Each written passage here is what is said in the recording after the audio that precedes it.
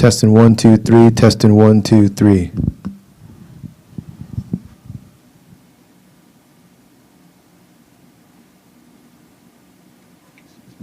Oh.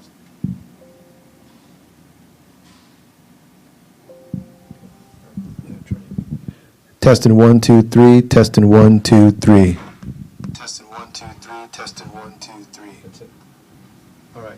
So we fixed one problem. when we thought that everything was panned to the right, which in here it was, but there was the feed is this one was going to that direction. It was piggybacking off the other channel. Testing 1, 2, 3. Testing 1, 2, 3. Right, but what you did last week gave us more power.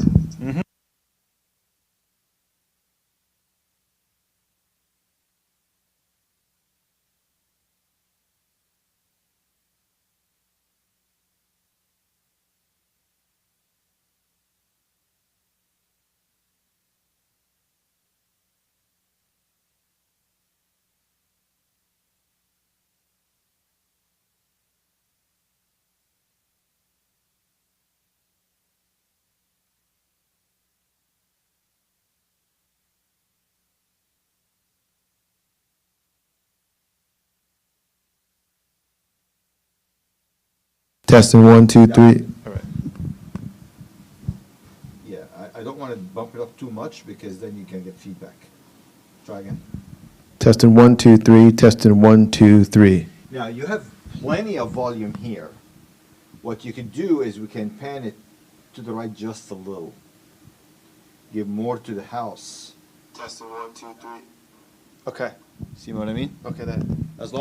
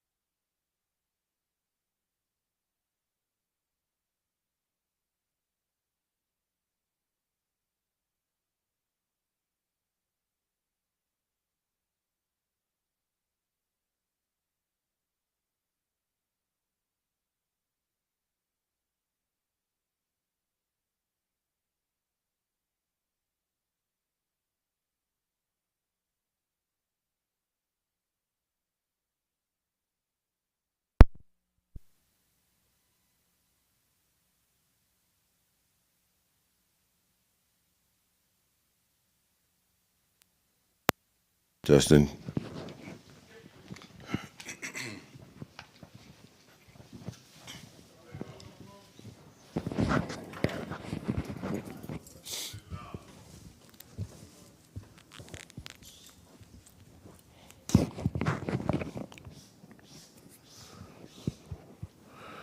Allahu Akbar, Allahu Akbar. Allahu Akbar, Allahu Akbar. Ashhadu an la ilaha illallah. Ashhadu an la ilaha illallah. Ashhadu anna Muhammadan Rasulullah. Ashhadu anna Muhammadan Rasulullah.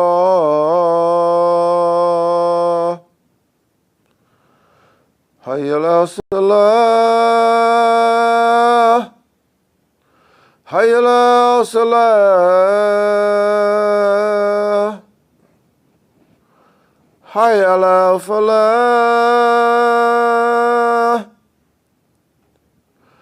Hayya ala falah. Allahu Akbar, Allahu Akbar. La ilaha illallah.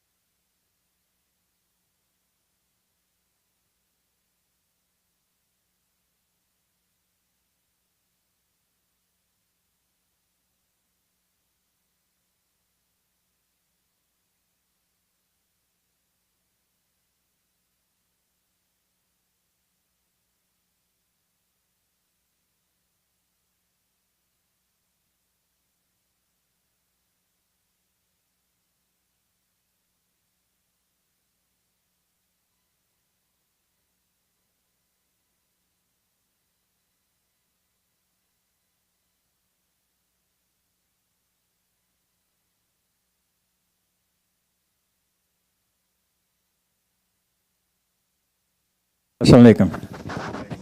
Praise be to Allah. We're going to be getting started in a minute. We say with Allah's name, the merciful benefactor, the merciful redeemer.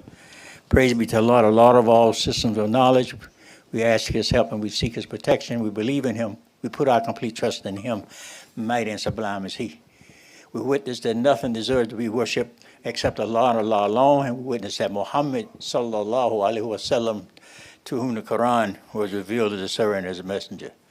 We're going to be hearing from Dr. Abdel Nurridin, Imam Dr. Nurridin, who's been involved in this work of health work. He's a naturopathic doctor. I've known him for about 30 years, maybe 33, 32 years. And he's always bringing very, very important information on health matters.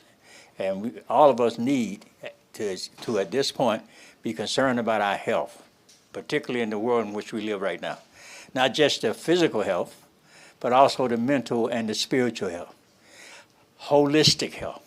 And I'm sure that we're going to enjoy him this evening. So I'm not really introducing him, except for those who are on Zoom. Maybe some of the people on Zoom may not know, but everyone here at Masjid Ash-Shaheed, we know him and known him for years.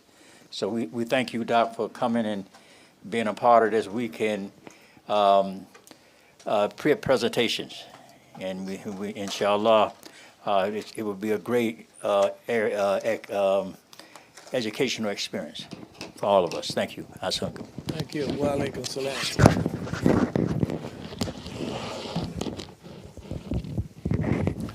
Let me say I want to thank Imam Khalil, Sister Darlene, the administration here in Charlotte, once again for an opportunity to come and address the members here in the community. I've got quite a bit of material with me. We won't get a chance to deal with all of this today. And I was questioning, where do I start here with us? Because it's one thing for me to give you, as I mentioned at Jumu'ah today, it's one thing for me to give you something that's beneficial. It's another thing for you to be able to use it.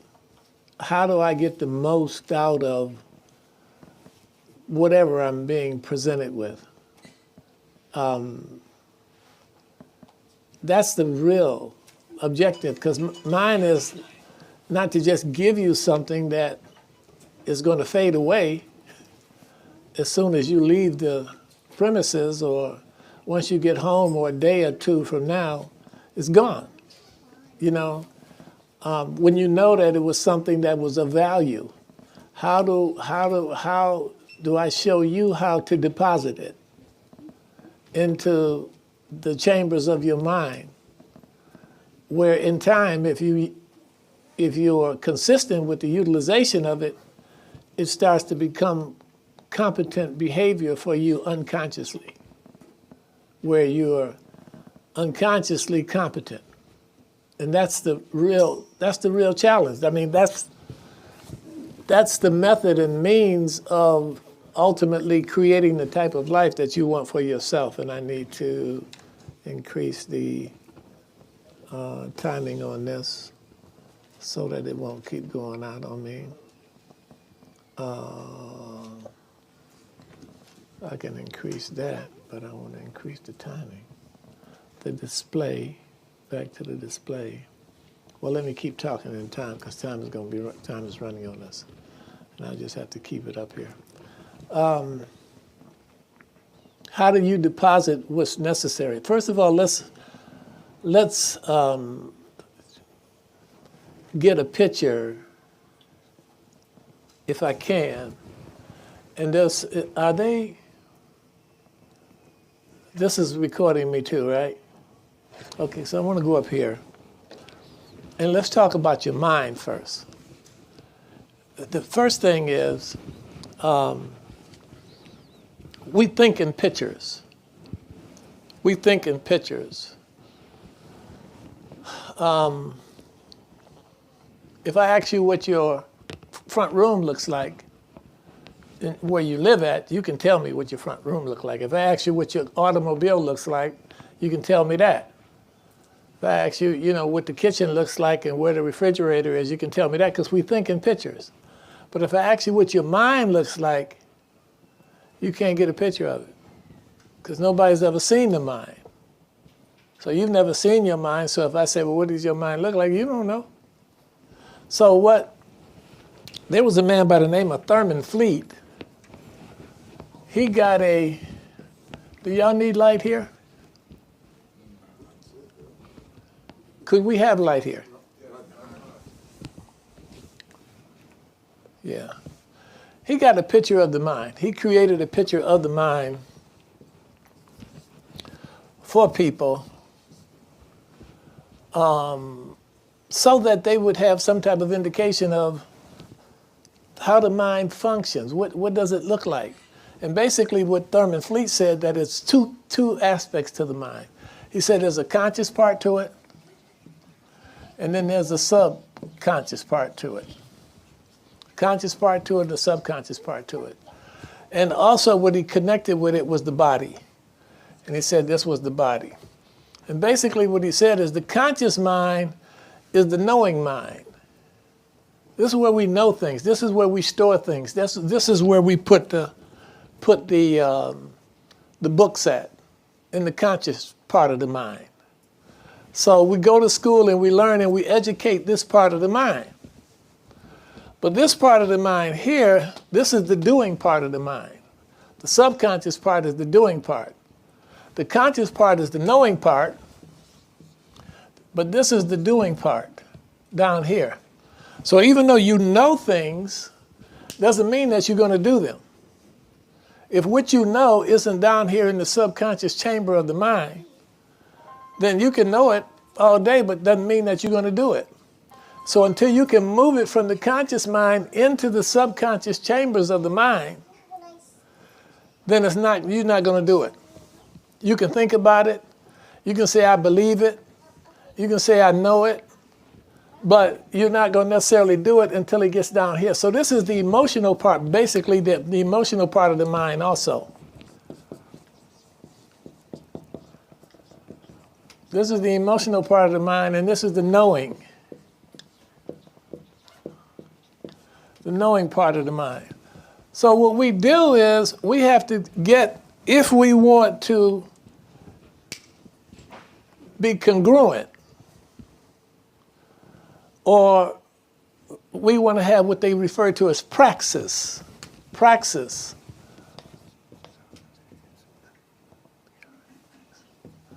Praxis. Praxis is integration between what you know and what you do. You have integration between what you know and what you do. It's not that I know this particular thing, but I also do it. I know it and I do it. I don't just know it and then can't do it. I know it and I do it. That's praxis. That's knowing and doing are connected. The body moves because all the body is an instrument of the mind. Whatever the subconscious mind really sends to the body's going to move. Conscious mind going to know it doesn't mean that the body's going to move. Until it gets from the conscious mind to the subconscious mind, and the body's not going to move. And this is basically the emotional part. So what really drives us really is the emotional aspect of our mind. It's not the intellectual part of your mind. The intellectual part of your mind is the knowing part. So you can store all the books that you want. You can go to school, get PhDs, doctorate degrees, and still be a failure. When it gets down to productivity, when it gets down to real results. Because this is where the results are down here. The results come as a result of the body moving. The body doesn't move, there's no results. Nothing happens unless you do something. It's the bottom line. It's the practical application of things that makes the difference in the life. In order for people to be productive. So again, we have a whole lot of people that's got PhDs and doctor's degrees, and they're sitting down underneath the bridge boiling coffee because there's no integration. There's no practice. Practice is not going on. Those two things are not working together. So you got to learn how do I get, this part of your mind is inductive and deductive. This part of your mind is inductive and deductive. What I mean is you choose up here what's going to go in here. You can choose what goes in here, and then things can come through here without you choosing and go straight into your subconscious mind. The subconscious mind, should have made this inductive and deductive.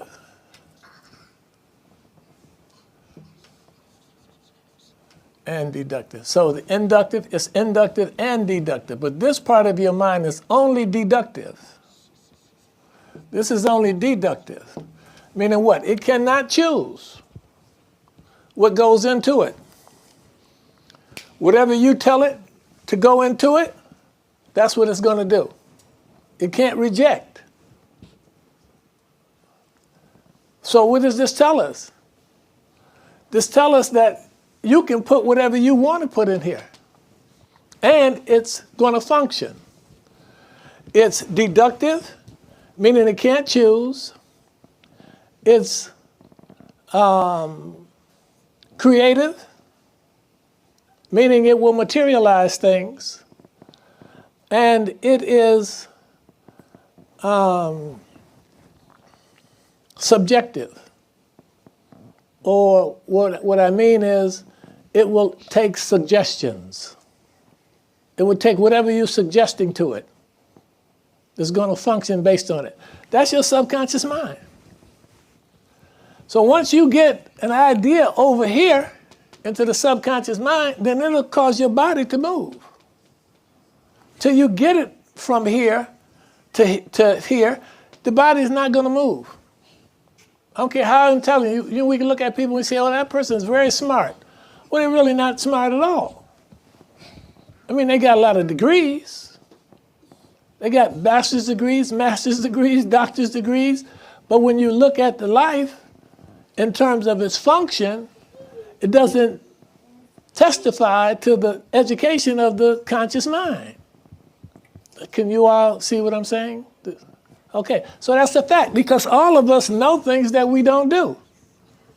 So this is the doing part of the mind. This is the knowing part of the mind. The body is only an instrument of the mind. That's all the body is. It's going to do what you tell it to do. So the question is, what do you think about you? And in most cases, the programming that takes place up here, the programming starts up here when we're their age. The paradigm starts getting set at their age. As I mentioned to you earlier today, when I was talking to my grandson, I told him, I said, look, if I only told you what your name was one time, you wouldn't know what your name is. So unless you consistently over and over and over and over send that message to the subconscious mind, it doesn't register and become concretized down here. Nothing starts to happen until the only way that this changes down here is two ways: through shock and repetition. Y'all got to follow right down as I'm talking to you, because y'all can see I'm just... Shock and repetition is the only thing that moves this, that can change it. So I know all of us wonder at times, why? And you should always be saying why. Why? Why is it like this? Why is it like, why can't I do this? Why can't I stay with it? Why I can get started with it, but why can't I keep it going? It's because of the paradigm. Paradigm is a body of habits that function without you having to tell it to do anything. And it controls almost every aspect of your life. The paradigm. So when you come out and you make a decision up here that you're going to change, that you're going to start doing something different, that you're going to start acting different until you get it over down into here, that's not going to happen. Maybe something might happen for a day, maybe 2 days. But on the third or the fourth day, you back to where you were. The same behavior, same pattern of behavior. Why? Because it didn't change down here. You got to change it down here. You know, they sell these gym memberships all the time. These people get billions of dollars off of memberships. And they know people that buy these memberships, they're going to be there for maybe a week, maybe 2 weeks, maybe 3. After that, they don't see them no more.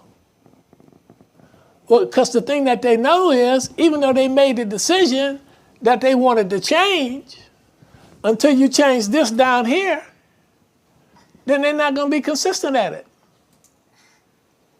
All of us have been there. Because this is how we're programmed. Programs run us. You don't drive your car.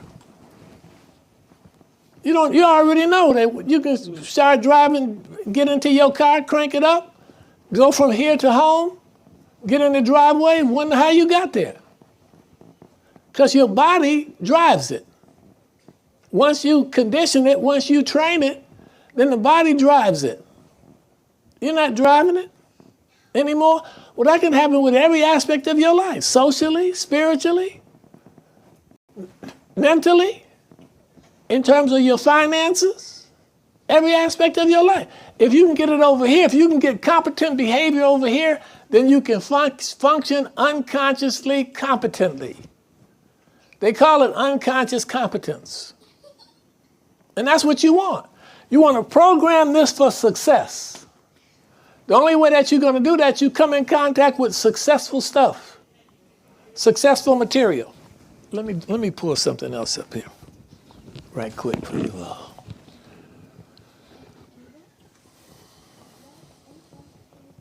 Ibn, come here for a second. I want to increase the time on the screen.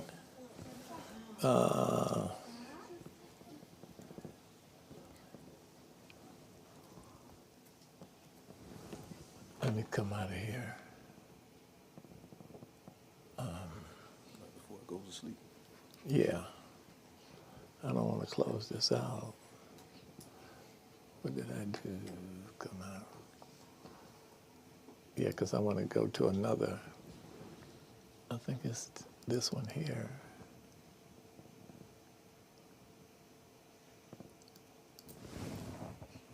Why do I have this? Expand. There we go. But now I want to come back to here, and I want to go to the screen. Shows it under settings here. Screen time. Screen time. Just turn it off. Scroll up. Just turn it off. And it won't. Yep, turn off screen time so it won't go down. Okay. So now, let me open this back up, but let me come here. See if I'm looking what I'm looking for. This is what I'm looking for here. Okay, so let's open this up. Okay.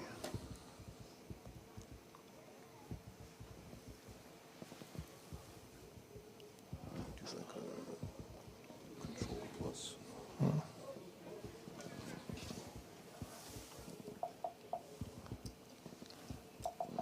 Yes, it's a different box. We want to increase the size. The zoom button. Is this it here? It's next to it to the left. Right there. Let's give it a little more.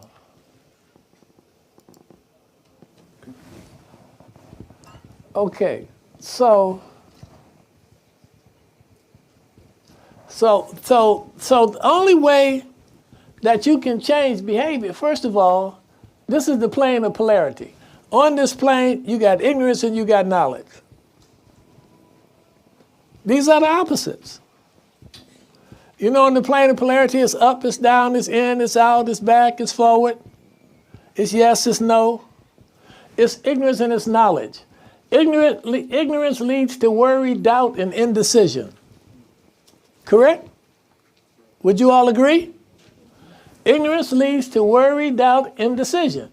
And worry, doubt, indecision leads to fear.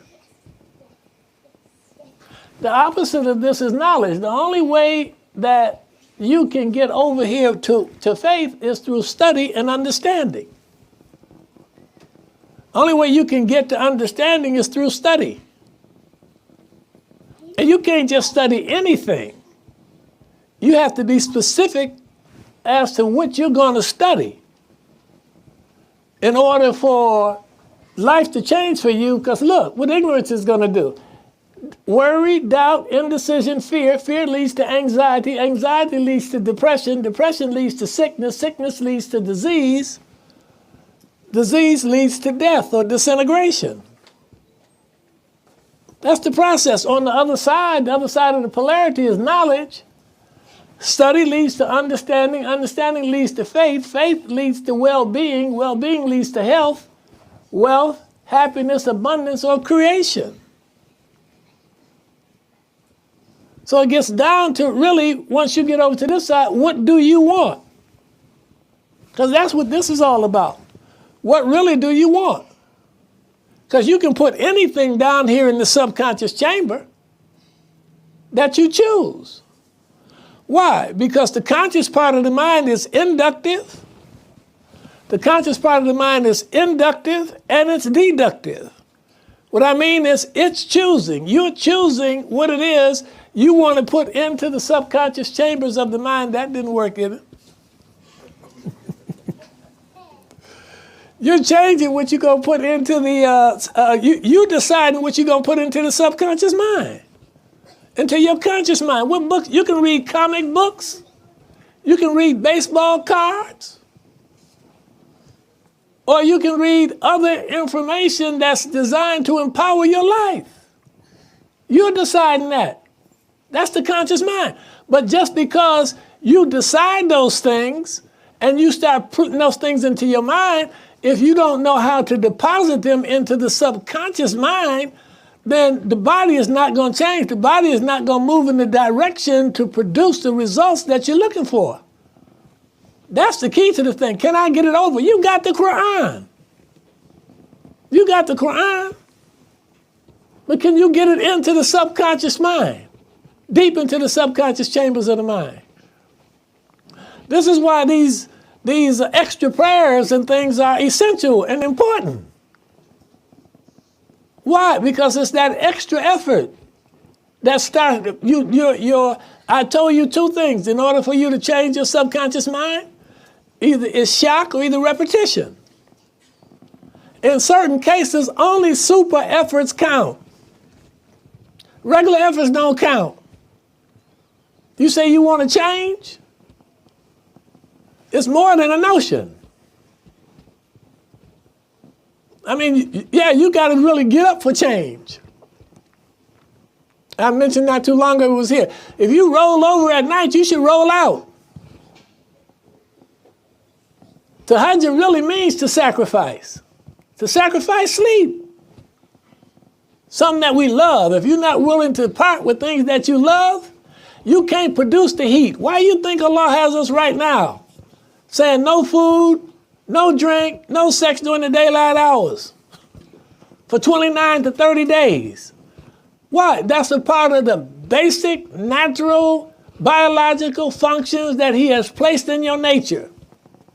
And you are habitually addicted to these things. So you're always seeking to satisfy them. He's saying, shut it down, stop it. So some of you, you've been fasting 50 years, 60 years. So if it doesn't happen for you, the year that it doesn't happen, you know that you're missing it. And sometimes you may, depending on what the circumstances are. You know, and Allah tells you, you know, what you can do if you're going to miss it. But you don't want to miss it because you know that there's value to it. But it produces heat, and heat causes fusion. Correct? Heat merges things together. That's what Ramadan does for you. Well, you can subject yourself to anything. That's like I told you today, and I'm talking mainly to men, about getting your rump out the bed and coming out here for prayer in the morning, and the prophet say, look, I know all of them ain't gonna get a chance to make Hajj or Umrah, so what can we do? Well, it's gonna be a sacrifice for them to get up and come out. So if they'll come out and do this, if they'll come out and offer their prayers, the Fajr prayer, and then study Quran, study material, have discussion till the sun comes up, and then offer 2 rak'ahs of prayer. It's like you made Hajj or Umrah.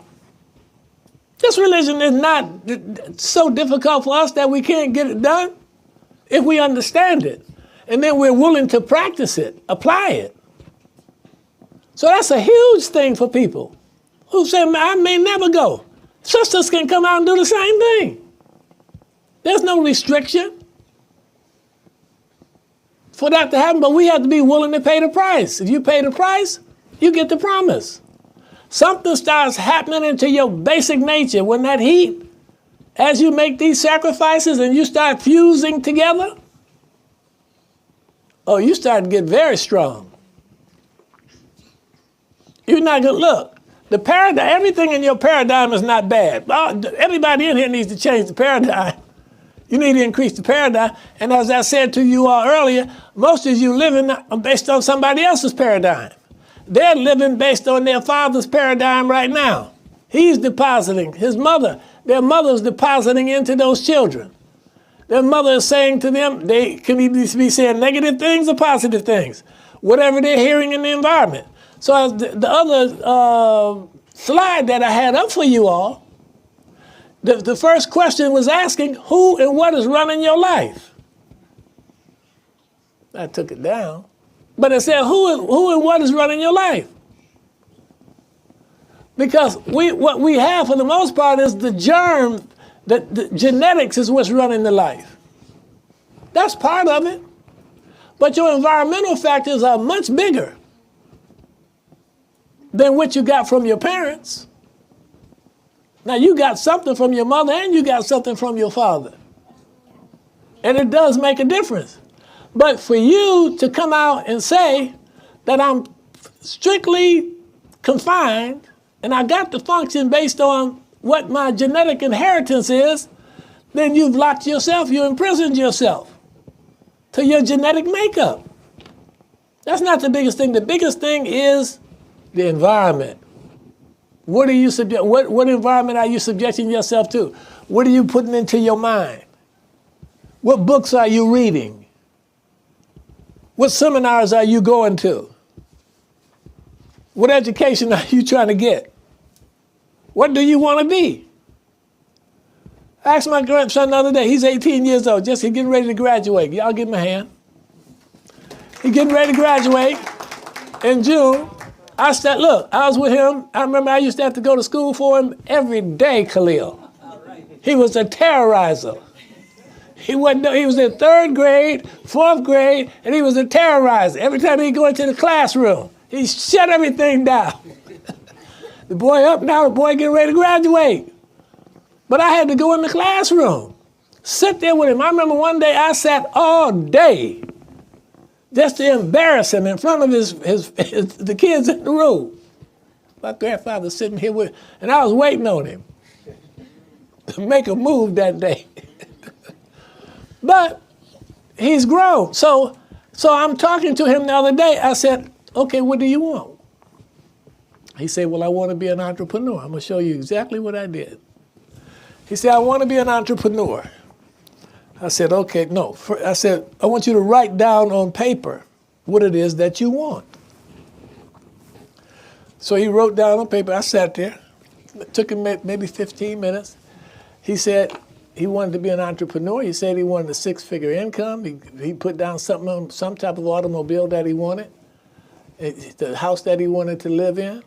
He wrote all that down. So I said, okay, so now this is what I want you to do. So I had these cards, and I carry these with me every place I go. You know, they have my goals on them. So I gave him the card. I said, now what I want you to do, I want you to, and everything, I have given him books over the years for him to read. Stuff on being millionaires, you know, Think and Grow Rich. I never had books like that. Nobody gave me books like that, those kind of things. So as he's writing these things down, I'm looking at them and I'm reading them, and I'm saying, well, you got to make sure you put everything in the present tense. I gave you all something today in the Jumu'ah. Scripture says, what things soever ye desire when you pray, believe that ye receive them and ye shall have them. Everything in present tense. It's not something that you got to get from outside. Madame Montessori said, y'all got the whole process of education backwards. We're trying to pull stuff out of children. We ain't trying to put stuff in. Y'all got it back. So you open up all these schools. Because that's the reality. Everything that you want is already inside. You can have it as long as you believe you already got it.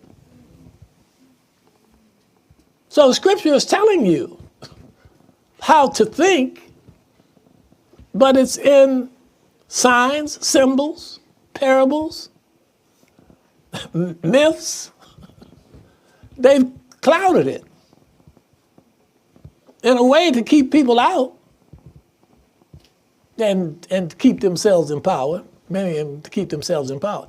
So anyway, long story short, he's got the card, so he's got the card. I say, so now I want you to take and consolidate. I want you to take and break this down so that all of that you just wrote out will fit on this card. And then what I want you to do, I want you to put a date on it. When do you want these things back? Now, he ain't but 18. So he said, well, by the time I'm 25.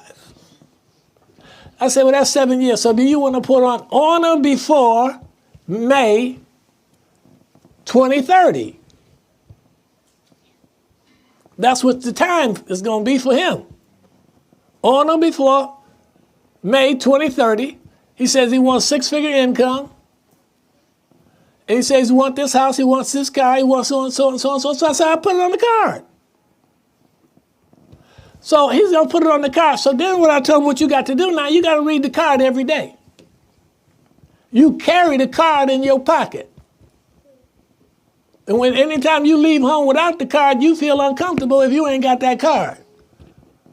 You don't leave home without the card, and you're reading the card 1 or 2 times a day. What you think he going to do? He going to read that card. How do I know he's going to read the card? Because I've already demonstrated to him that he can get what he wants. Because he see me getting what I want. So he going to read the card every day. This is how you move stuff from your conscious mind into the subconscious chamber. In time, those ideas and those concepts are going to be in his subconscious mind. Now, I told him, I said, now, you got to remember now or realize now that every idea has an incubation period. I said, do you know what incubation means? He said, no. I said, go get the dictionary. So we went and got the dictionary. I said, what does it read? It said to sit on an egg. It said something about bacteria. So I said, well, what it's telling you is that this idea that you have, you're going to have to warm it. You're going to have to keep it warm. You're going to have to give it attention. If you don't give it attention, then don't expect for it to materialize. But if you give it attention, then the egg is going to hatch.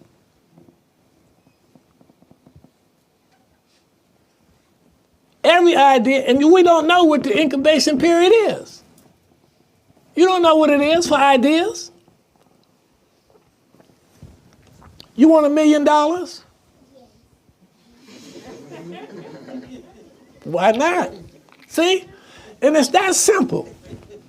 It is that simple. Now, what's his name? Amir. Now, you can, look, these ideas, trust me, I'm teaching these ideas not just to y'all, I'm teaching them too, at the same time. And they're that easy to absorb and understand, even at their age. Do you know that you got children their age that understand two or three different languages?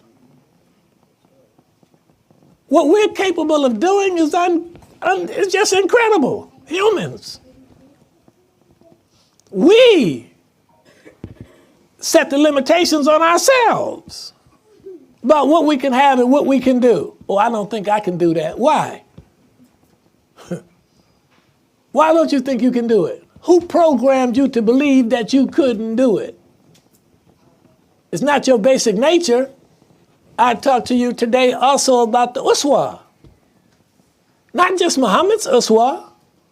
You got the same character, the same uswa that Muhammad has. And Muhammad tells us.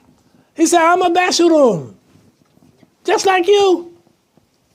I'm a mortal. But what can happen to us, yes, okay, I'll come back. But what can happen to us because of the programming in the world? Ideas, false concepts. Concepts and ideas that are not going to take you where you want to go. Goals are not designed to help you get something. Goals are designed to help you grow. Let me say that again.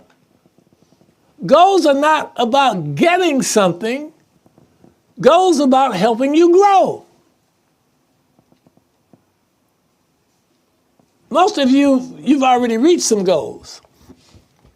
I was listening to somebody the other day and he was saying, this guy came to him and he said, I got to go. He said, well, what is it? He said, well, I want a new car. He said, okay. He said, well, what kind of car are you driving now? He says, a Pontiac. He said, well, what kind of car you want? He said, Pontiac. He said, Pontiac is a good car. He said, well, how long have you had this car? He said, 4 years. He said, well, that's not a good goal. You've been knowing for 4 years how to get a Pontiac, how to get a car like that.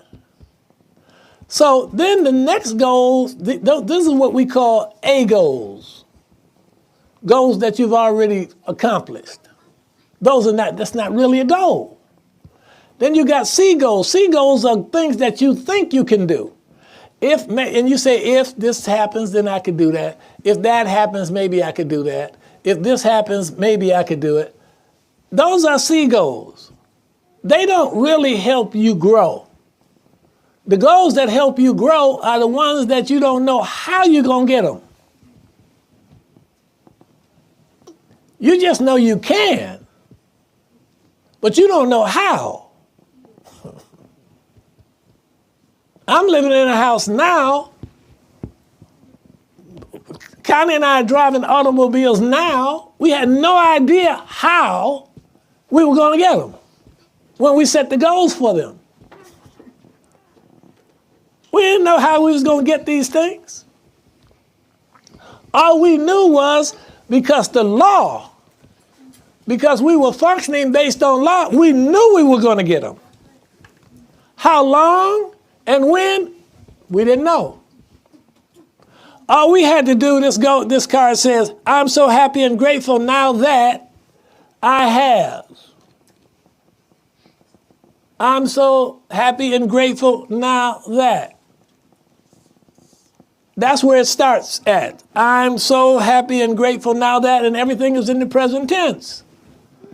Now that I have what? A yearly income. There's three aspects of income that you should want. You should know what your yearly income is. You should know what your savings are. And you should know what your retirement is. How much money do you want yearly? How much money do you want in the bank or in an investment account? And how much money do you want at retirement?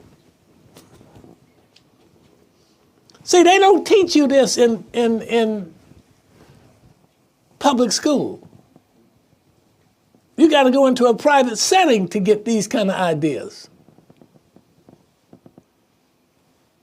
I've paid thousands of dollars for these ideas. Just this one that I just gave you cost me about 22 or 23,000. Just this one. Now there was others that came along with it, but the 22 or the 23,000 that I paid for this is worth it. Just you starting to do this on a regular basis. Look, they're teaching this in churches, y'all. Y'all didn't hear what I said. I told you, I just said to you, they're teaching this in church. They show people how to set these up, just like I'm showing you how to set it up. Now, I don't know what you're going to do with it. You can leave out here and walk out and say, oh, y'all hear that? That stuff don't work. Well, okay. You ain't got to use this. But I'm telling you it works. And I'll tell you this, if you follow my grandson to 2030, I'll guarantee you he'll have a six-figure income. He's going to be in the house that he want to live in. And look at what he said to me. I said, well, what kind of house you want to live in? He said, well, you know, I said, you want a house this size? Well, I don't necessarily need it. I said, well, why don't you want a big house? Because he don't think he can have one.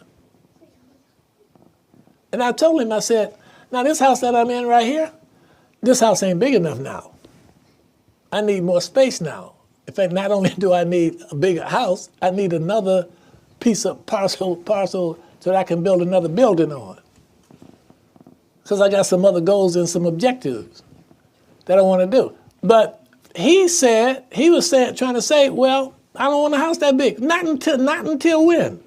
Till you can get the money to afford one. You know how you hear people say, oh, I wouldn't want a Mercedes-Benz.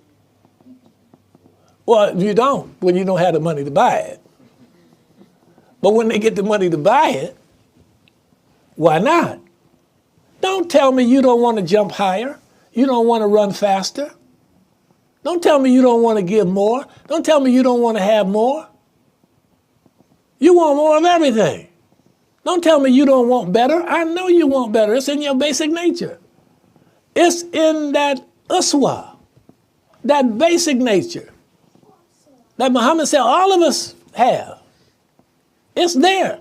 Now you can cloud it with this disposition that the 17th chapter of the Quran is talking, 17th chapter, 84th verse, 1784. It talks about the disposition. Shakir, what is it? Security. That's the term that's used. We need to all study that term. What does it mean for you? So all of us want bigger, all of us want better. All of us want to be greater, all of us want to be stronger. All of us want to be healthier. All of us want to be more productive. That's just your basic nature. And for anybody that's saying that they don't, then that basic nature has been shrouded or clouded with concepts and ideas that's not in its best interest. And this is what can happen to us. You can go out and pile up all the books you want to pile up in the conscious mind. Go get your PhD, get your doctor's degree, get your master's degree, get all of that. And I'm going to be honest with you. I'm going to tell you what I told my daughter when we was having problems out that boy when he was going to school. I told her, I said, point blank, I don't care what they teach him in school as long as he listens to me. And he's still in school and he's getting ready to graduate. But the bottom line is, these are the ideas and the concepts that he needs. Because he can read and write. You need to go to school, read and write. In fact, the blessing in this society is if you don't go to school and learn how to read and write, they will send your parents to jail. You can't be illiterate only to a certain degree. In this society, you got to be able to read and write. You got to be able to sell exit and entrance. That's what Rockefeller said. They need to know how to get into the factory and out.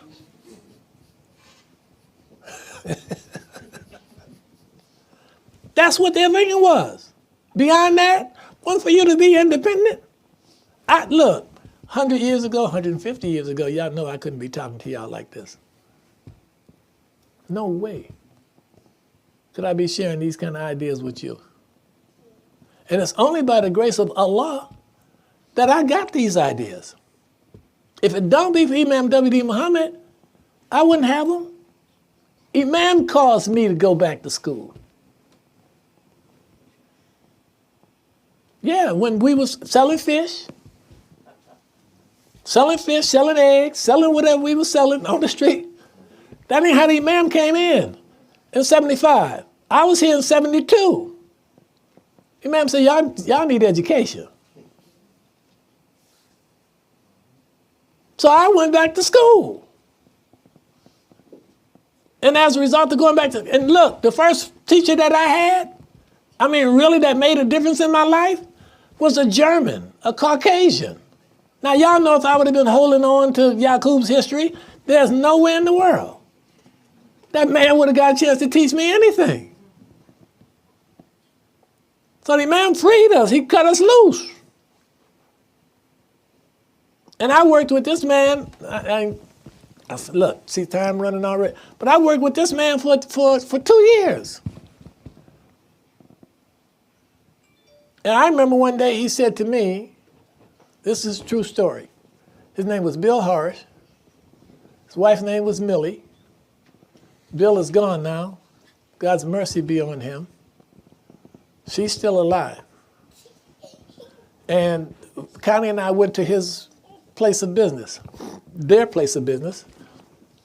And as a result of us being there, Connie was looking for a skincare line, but as a result of us being there, he said, you all look like you're healthy. Y'all want to learn something about health? And I said, sure. This is in the 80s, like 86, somewhere in there. And so he said, but there's only one stipulation. I said, okay, well, what is that? He said, you're going to have to go out and touch somebody else. After I share this with you, you got to go touch somebody else with it. So we said, okay. So I traveled with him for 2 years in the Midwest, throughout the Midwest and the Northeast. And I introduced him to people that I knew, members in our community. I had him at Masjid Malcolm Shabazz. I had him at temples, mosque in New England states. I had him in a whole lot of places. I had him in Detroit. I took him to places where I knew. And he would read eyes and I would read eyes behind him. This is how I learned. He was a master herbalist. He was a iridologist, a nutritional consultant. His wife was a colon therapist and a master herbalist. I have never been into a classroom for this. I mean, I had to go and enroll in a college and university, and I got the books, but all they did, they just sent me the books. I remember having books this high in my house. Y'all ask Connie. I used to be up all night studying those books, but I didn't have no instructor. Elijah Muhammad turned me on to study. That's where I started studying at, really started studying. I came out of the church. The basic foundation that I got spiritually comes out of the church.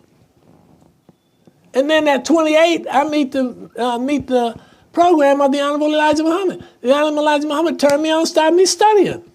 I wasn't studying before 28.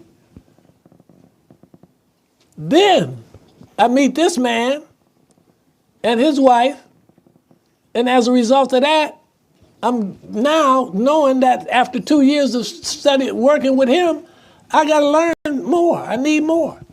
That's why I end up enrolling in the college, but I never went into the classroom. I didn't have to because I had the study habits. I believed that I could get through the course without having to go into the classroom. And in junior college, I'll tell you what happened.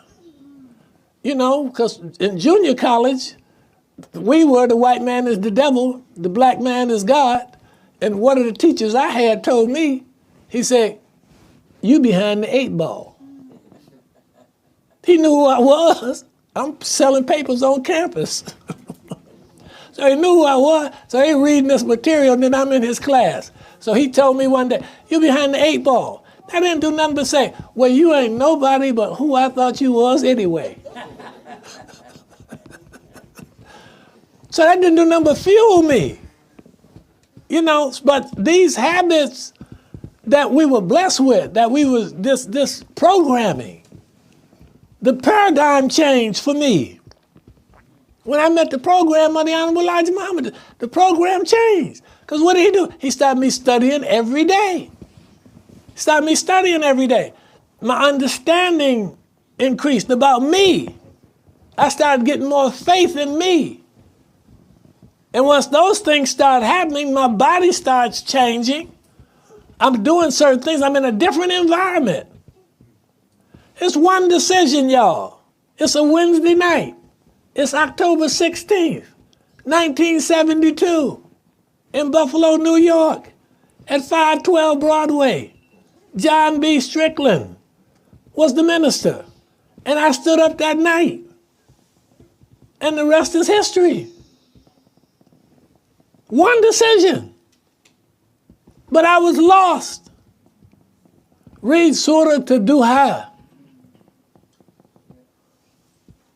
94th chapter of the Quran. It's like it's talking to me. It's talking to the prophet. This is the surah is revealed at a time when the revelation has stopped. Then people are saying, "Oh, what happened? You ain't getting those messages no more, huh?" And so the prophet, he's starting to wonder what's going on. And Allah says to him, "Didn't I find you as an orphan? When you're an orphan, I found you. Didn't I give you care and guidance?" He says what? He says, the later life is going to be better than the present. He's not just talking about the hereafter on the other side of the threshold of death. The prophet gets out of Mecca, goes to Medina. When he gets into Medina, look at what happens. He becomes the governor there. Those same verses that I'm talking to you of in the 17th chapter, from like 80 to 84, it starts somewhere in there. This is Allah saying to him about the prayers, and then telling him about that late night prayer. You're going to need this, buddy, based on where you're going. He's a mortal. He's a human just like you and me. And the same thing I'm telling you all. You need that prayer. You need to get up during the middle of the night. Break the sleep. Engage. What do you want? Start depositing into your mind what it is that you want. And don't settle for less than what you can have. That's what I was telling my grandson about the house. Why you want a little house? Why are you settling for less than what you can have? I had nobody tell me this at 18. No. The world is conditioning me to be what it wanted me to be. So from 18 to 28, I'm lost for all practical purposes. I mean, I go into the military, but for all practical purposes, from 21 to 28, I'm lost. That's why when Surah Duha, it's talking to me. Yeah, you was an orphan. And God found me. I was lost. I'm standing on the corner one night, Khalil. Me and another brother. He was like a brother to me. We standing on the corner. The brothers pulled up, we stand looking for the man. I'm gonna tell you all the truth. Waiting on the man, broke. He had no money. Wishing that somebody would come along so we might get a hit or something. But the brothers pulled up that night. And they said, "Man, why don't you come and go with me? I've never been to the temple before. Why don't you come and hear what we got to hear what the minister got to say? And we got in the car. We both went, heard the message. I stood up that night, he didn't. He's been gone. Cirrhosis of the liver. He's been gone at least 25, 30 years.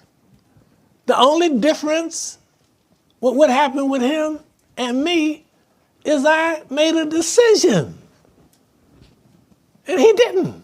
I couldn't understand why he didn't get up. And I guess he looked at me and said, what you doing? This strange message that they talking about the white man is the devil and the black man is God and all this kind of stuff. What you doing? What you getting up for? Because I heard something, but not only did I hear something, I saw something in the people. They were clean. They looked honest and decent. They were family people. I wrote that letter that same night. Some of y'all know what I'm talking about. I wrote that letter the same night, and it came back approved after one time. I didn't have to write it more than once. Came right on back. So this has been a marvelous experience for me. And the only thing I'm sure, but here's what I had to try to figure out what happened. How did this happen for me? And then I could go back to that one place, that Wednesday night. That's when the paradigm started to change. Why? Because I got knowledge. And once I got knowledge, I started to study. And once I started to study, I started getting understanding.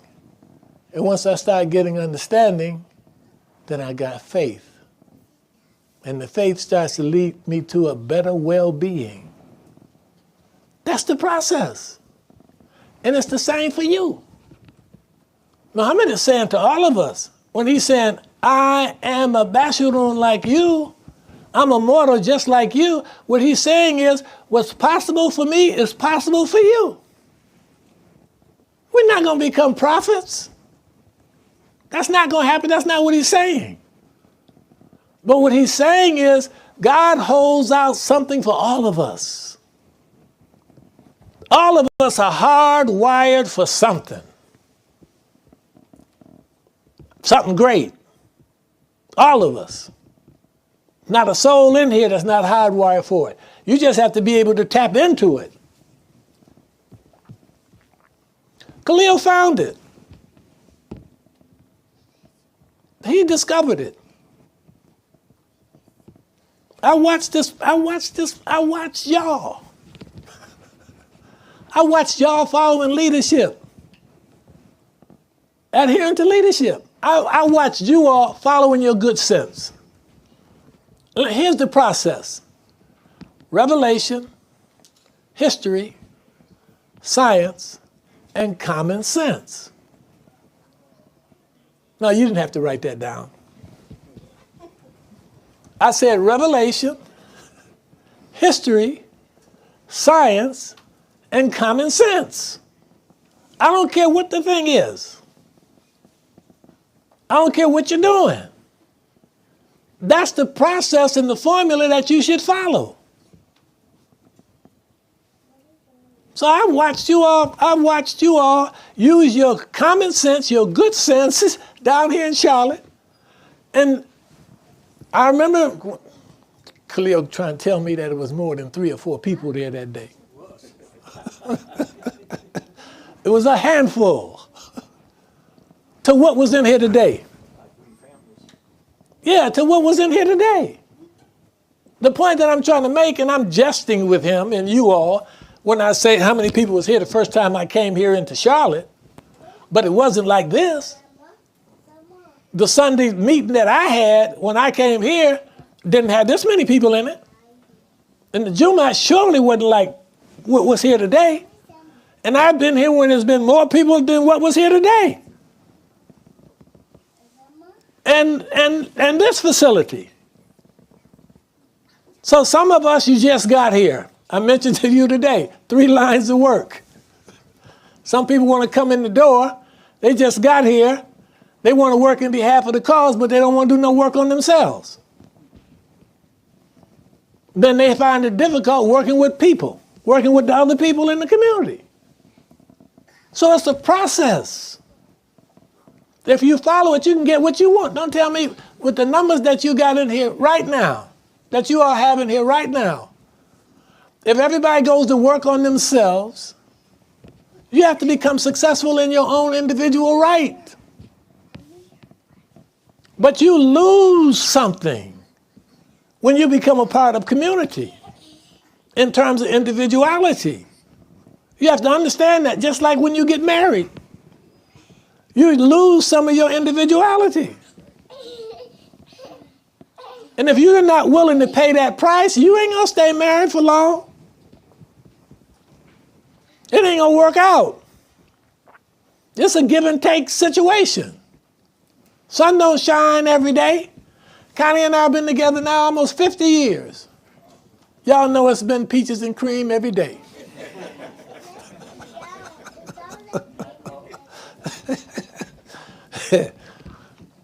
But we were able to endure because we knew we had to give up something. If we're going to hold on to this, and this is a marvelous thing when it's working the way that it's supposed to. So here we are. Oh, we still got a little time. So here we are. So first of all, again, your conscious mind is the thinking mind. That's the thinking part. The subconscious part is the doing part. The body moves based on what the subconscious mind tells it to do. You can put anything down here in the subconscious mind, it cannot reject whatever you put in there. It's going to ultimately cause your body to move, and that's where your results come from. Okay, so let's see if I can get back here. This making sense to y'all? See there? They know. You say, oh, he just talking because he hearing y'all. Well, that's true, but it's going into his subconscious mind.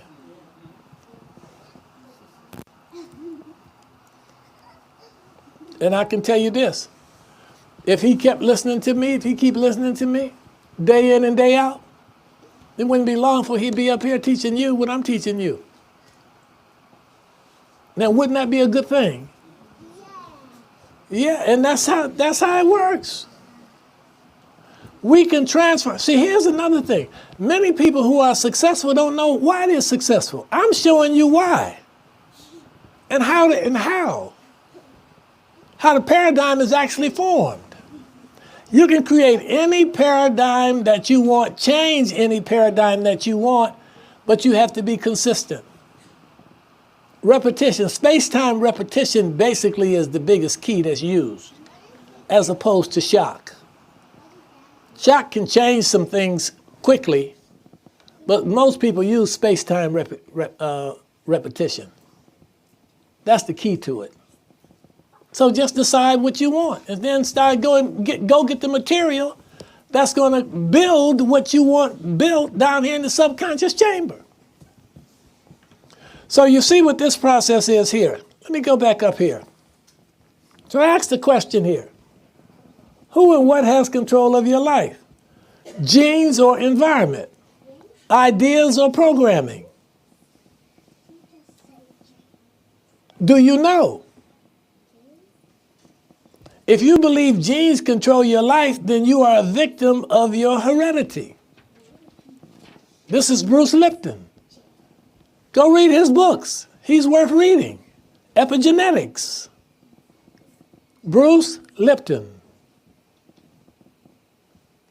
Our thoughts, whether positive or negative, can and do shape and influence our biology.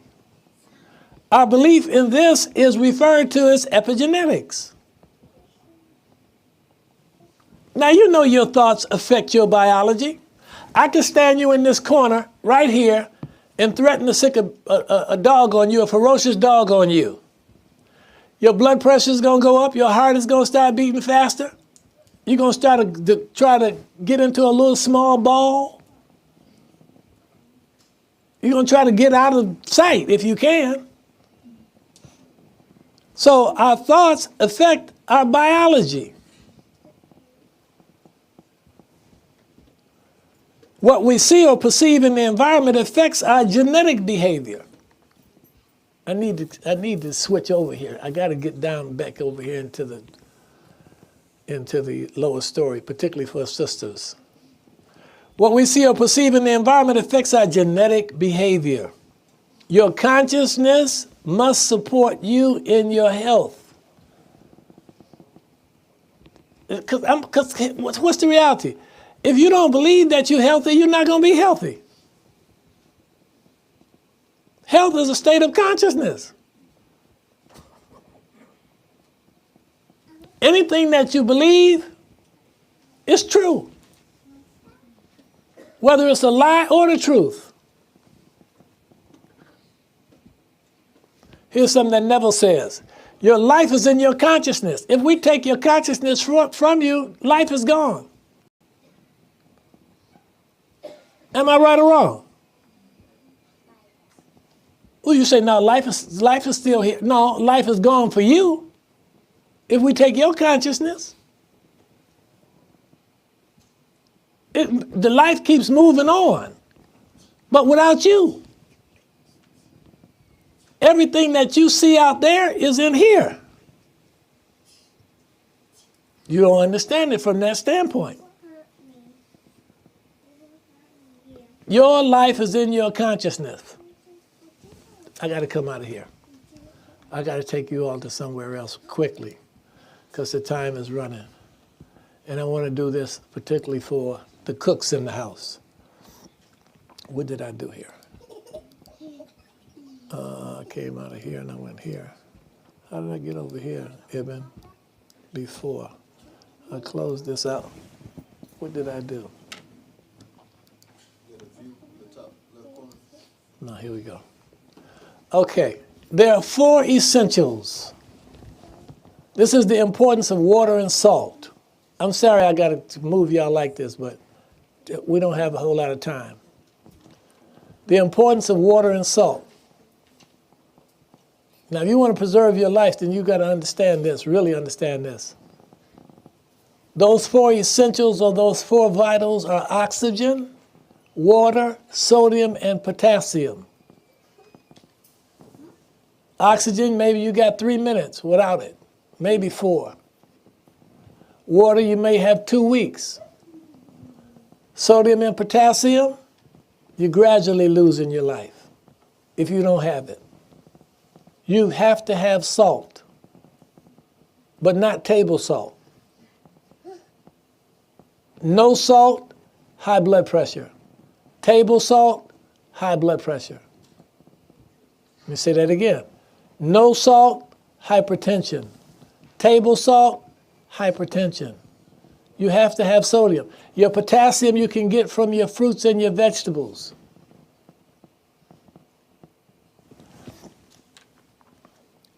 Here's something we have to understand about the cell, because water is important. At the base of every disorder or disease in this society is dehydration.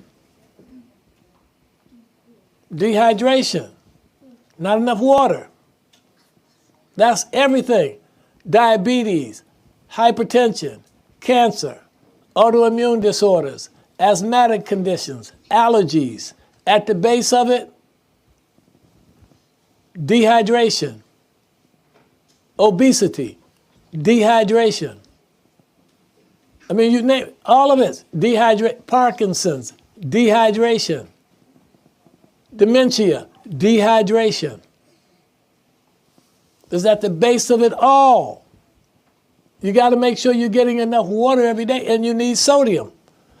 There's a sodium pump here at this membrane. Can you all see this? At this membrane, there's a membrane around the cell here, and there's a pump, a sodium-potassium pump.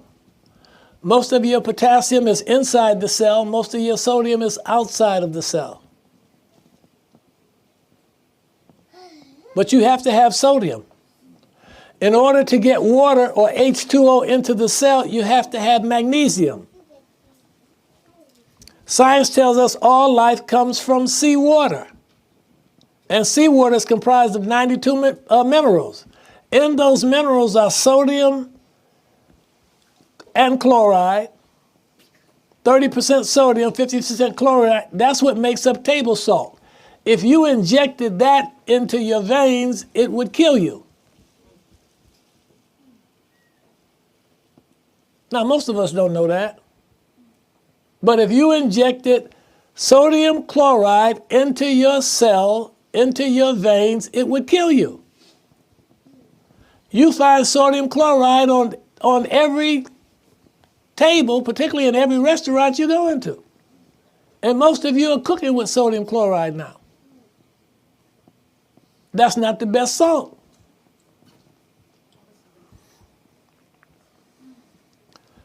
This is your best salt. Celtic salt. Celtic salt has 82 of those 92 minerals that's in the sea salt. Now, you could also use Himalayan salt too. But the best salt is the Celtic salt. Why is the Celtic salt best? Because it's got 3 forms of magnesium in it. You cannot get water into the cell without magnesium. Let me say that again.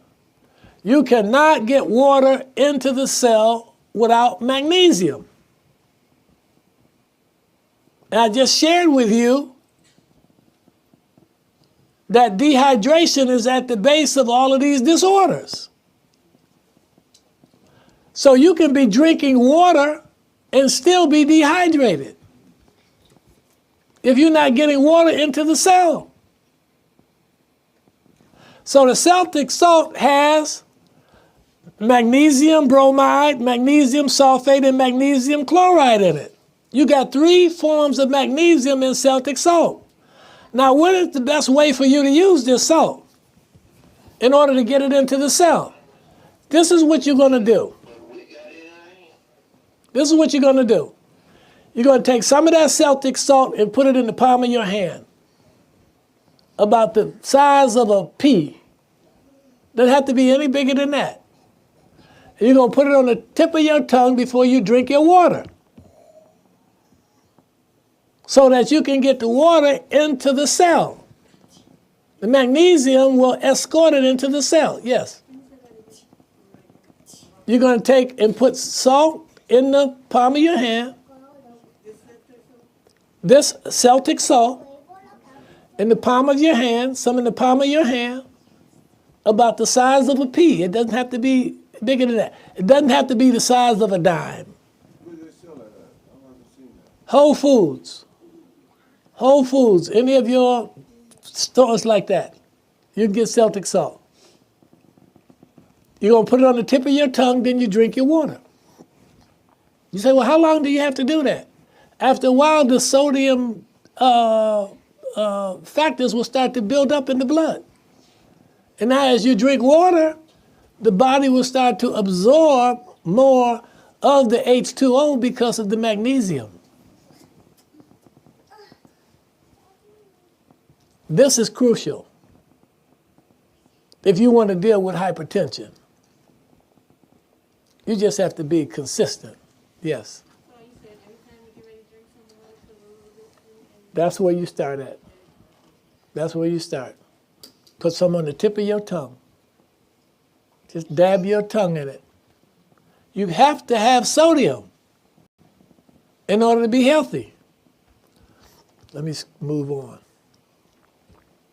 So the highest concentration of the potassium, again, is inside. You got to have potassium. It's one of the vitals. Sodium and potassium are the vitals. You need potassium and magnesium in order for you to stop heart problems, in order for you to control hypertension. You need potassium and magnesium. Here's another thing that you need to understand. You cannot get calcium into the cell without vitamin D. You have to have vitamin D in order for you to get calcium into the cell. Calcium is the knitter. The bones have calcium. The teeth have calcium. The blood is floating on the back of calcium. Darker skinned people have less vitamin D. We absorb less vitamin D from the sun, so most of us need vitamin D. I take vitamin D3 every day. Last test that I had for vitamin D, and all of you should get tested for vitamin D. Go to your primary care doctor and tell them you want a vitamin D test to see where your vitamin D levels are. It should be running anywhere between 30 and 100. Most of us are deficient. Some of us have probably come up with rickets and other problems like that because of a vitamin D deficiency. Okay, so that was there. I had to put that in there too. Magnesium is water hungry. 725. Magnesium is water hungry. Listen to what I'm saying to you. Some of you may be diabetics, so if you're not diabetics, you know people who are. You know that you cannot get glucose into the cell without insulin. It's the same process with magnesium and water. It's the same process with calcium and vitamin D. In order for you also to get glucose into the cell, you have to have sodium. So these are cofactors to escort things into the cell. Calcium is king. Calcium is king in and outside of the body. Ask any farmer about calcium. He's going to tell you calcium is king. Calcium is king outside the body and inside the body. Calcium is the knitter. Nothing heals without calcium. But in order for you to get calcium into the cell, you need vitamin D.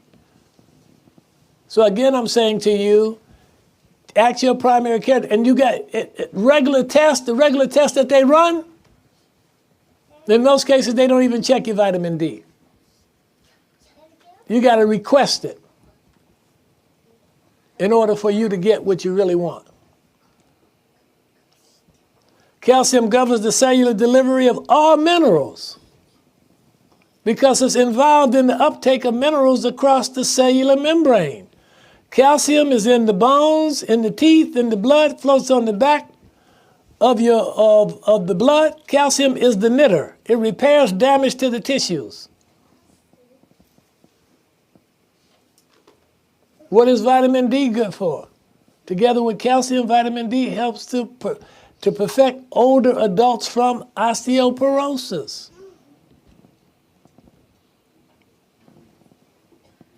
So younger people, ain't no need you waiting to find out that you're deficient. Go to the doctor and tell them you want a vitamin D test. Calcium is too important. High blood pressure. What leads to it first? Dehydration, no salt, table salt, no greens, no sun, a lack of activity, too much sugar, too much wheat, no fat diet. I know what they tell you. Don't eat fat. You got to have fat. How many of you heard of the Atkins diet? Yeah, Dr. Atkins, Robert Atkins, was a medical doctor. Atkins was hypertensive. Atkins had diabetes. Atkins was overweight. Atkins questioned and said, why? So he looked at the food groups. He looked at the carbohydrates, he looked at the fats, he looked at the proteins. And he said the carbohydrates are the problem. What did I do down here? Now let me come back. What carbohydrates was he talking about? Cereal, potatoes, rice, pizza, pasta, cakes, rolls, cookies, crackers, potato chips, corn chips, trans fats. He looked at it, he said these are the problems. So what he did to recommend the daily allowance for carbohydrates was 300 grams. He said, I'm gonna cut this down to 20. That's a long way. You don't have to cut it that far. If you just cut it in half to 150, you're gonna be ahead of the game. So he cut the carbohydrates down, and then what he noticed was his numbers start coming into range. As his numbers started coming into range, he started putting his clients on it. And the medical industry got uptight with him. Yeah, because he was getting results. He changed these people's diets. They was complaining about cholesterol as the problem and so on and so forth. Cholesterol is not the problem. You need cholesterol. Cholesterol is in every cell in the body. The body doesn't produce bad stuff. They say bad cholesterol. Body don't produce nothing bad. Y'all see, I could be here all night with y'all, but the sun is going down. We're gonna get some more tomorrow. The body don't produce bad stuff, y'all. And just and here's the other thing for those of you who are on statin drugs, because they say you got a cholesterol problem. If you're using statin drugs, you need to be also using CoQ10. There we are. So we got to go. I got to stop. It's been good talking to you all. I'm so happy you all came out. Allah bless you all. May He bless me. Y'all pray for me. And I'll certainly pray for you all. I look forward to talking to you all tomorrow. We're gonna have his voice. I sound like him. Inshallah, it's fast now. Just let me make an announcement. This is our Ramadan session weekend. The theme for this weekend is the Quran, a book of holistic guidance. Special guest is Imam Nurridin, Sister Marsha Nivens. Tomorrow from 12:30 to 5 p.m., there will be presentation by Imam Nurridin, Imam Ash-Shaheed, and Sister Marsha Nivens. Sunday session will be from 1:30 to 4 p.m. I don't know why you got 3 p.m. With presentation by myself, Sister Khalida Akbar, Sister Marsha Nivens, and Imam Nurridin. So we're gonna stop right now. We got to break fast, and I wish I could have gave y'all more. you can. But inshallah, make sure you're here tomorrow. We'll be focused. Yes. It's not time Oh, it's not? Well, let me give y'all a little more. Who's Dan went off? Somebody's phone went off. Oh, he's from a different area. He's from another time zone. He's from Chicago. All right, that's why we need. So let me say something. Okay, so look, health is in the alkaline state. Health is in the alkaline state. It is not in the acid state. When we're born, we're alkaline by nature. We're alkaline by design. We become acidic by function. Every metabolic process that takes place in your body produces acid. It's going to produce acid. So we become acidic by function, but you're alkaline by design. So health exists in the alkaline state. All metabolic processes produce waste. Products that must be eliminated. The 4 organs of elimination are your lungs, your kidneys, your bowel, your skin, and even your tongue is an eliminative organ. If waste is not eliminated, it will be stored in the connective tissue and the fatty tissue. Why y'all think so many people in America are overweight? Primarily because of the diet or the carbohydrates. Then digestion and elimination doesn't take place the way that it's supposed to. So what the body starts doing is storing the waste. And it stores it in the connective tissue and in the fat cells. The liver is the project manager. The liver runs everything. About 500 different functions the liver's controlling. What happens, the liver, when glucose comes into the system, everything is producing glucose. When glucose comes into the system, the liver stores some as glycogen, and the liver sends some to the cells. When the cells can't handle anymore, then it starts sending glucose as glycogen to the muscles. When the muscles can't handle anymore, then it sends it to the fat cells. Once the fat cells become congested with glucose and sugar, now the person can't lose weight. And you're not going to be able to get rid of the weight until you clean up your liver. Do you know we got 7, almost 8 billion people on the planet today? They say at least about 2 billion of those people have a fatty liver. It's a huge problem. Because what the body does, what the liver does, when the toxins start building up, it wraps fat around those toxins. And this is how people end up with fatty liver. When that starts happening, it starts shutting down the function of the liver. 5% shut down, 10% shut down, 15% shut down, you got serious problems going on. So the liver is not a joke. And here's the thing about the liver. See, it's a filter, but it doesn't dump things directly from the body. These things dump things from the body. Your lungs through respiration, your kidneys through urination, your bowel through defecation, your skin through perspiration. So these are getting rid of things directly from the body. Liver doesn't get rid of things directly from the body. The liver has to dump into the kidneys and the bowel. If the bowel is constipated, then the liver becomes overwhelmed. The liver starts backing up, you got problems. Most of your chronic kidney disease is coming because the liver is overwhelmed, putting the burden on the kidneys. This is a network, y'all. I got to move on. The life is in the flesh, is in the blood. Leviticus says what? For the life of the flesh is in the blood.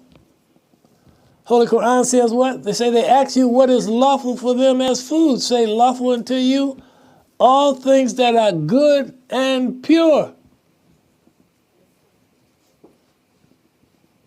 No trash should be going into this body.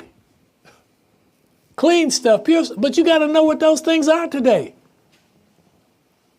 Most of everything is what? Pasteurized, homogenized, steroids, hormones, fillers, dyes, preservatives, GMO. You're in a whole nother different world from what the Revelation is telling you 1,400 years ago. So understanding what's pure and good today, you need knowledge. You need to be reading labels. The 4 essentials again for alkalinity are sodium, potassium, magnesium, and calcium. Potassium is a major element of alkalinity. Fruits and vegetables are high in potassium. Celery juice is high in sodium. These are not, y'all already know that I'm talking to you, trying to reach you. Juicing helps to build your immunity. The secret to youth is in keeping with the alkaline design of the body. It is the electrical potential that we need out of food, which is the life force. The negative charge is the spark of life. equaling the electron. Now, I could, some of you probably need to, maybe you've heard of ozone therapy before. Ozone is what you smell after the rain. Ozone is what protects us, really. It's a protecting shield of us from the sun. But ozone is oxygen 3. What we're right now breathing is O2. Ozone is O3. It's got an additional electron to it that acts as a donor to stop free radical damage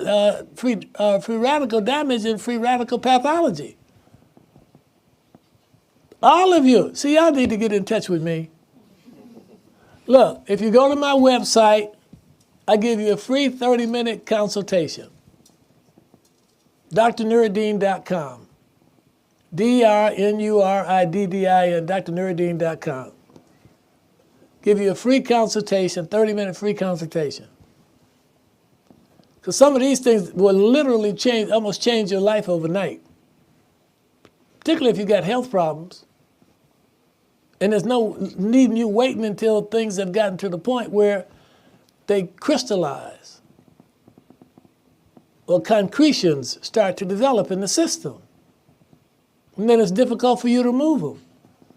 Or you have to have operations.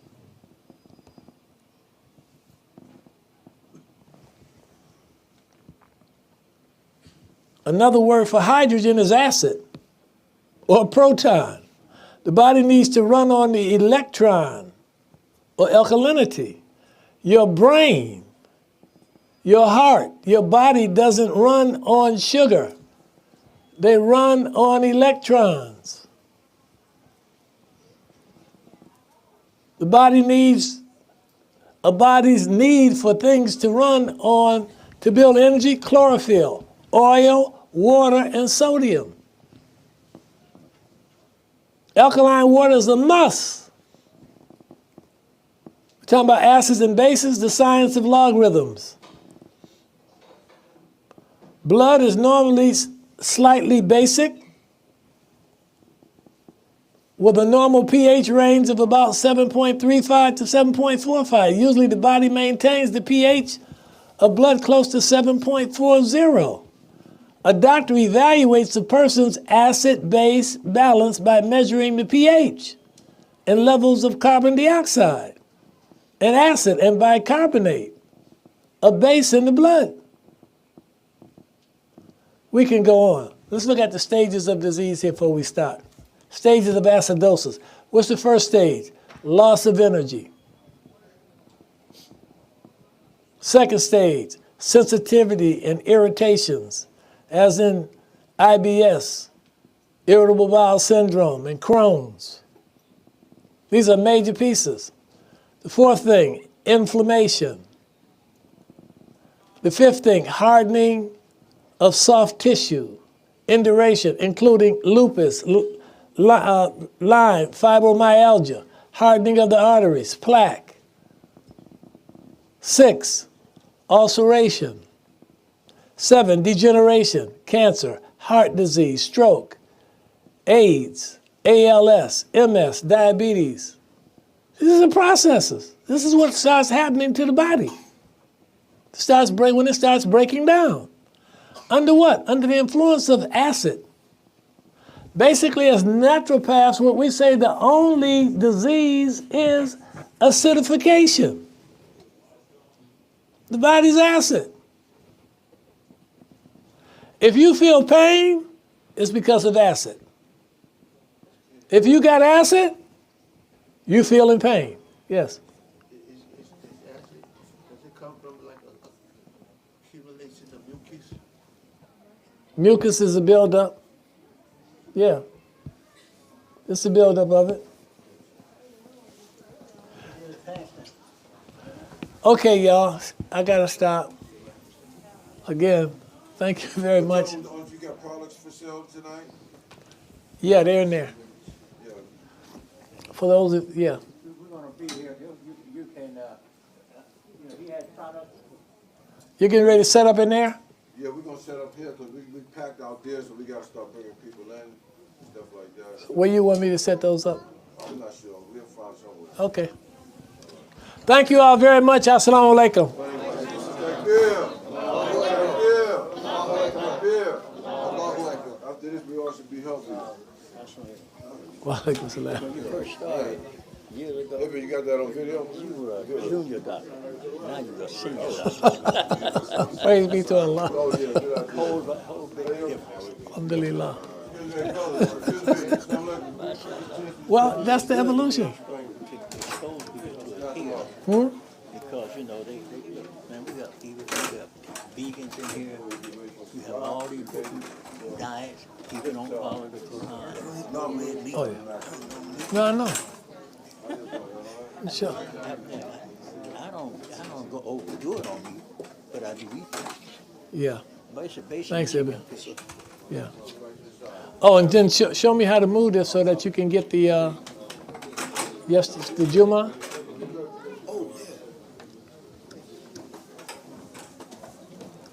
It's on your phone, right? Yeah.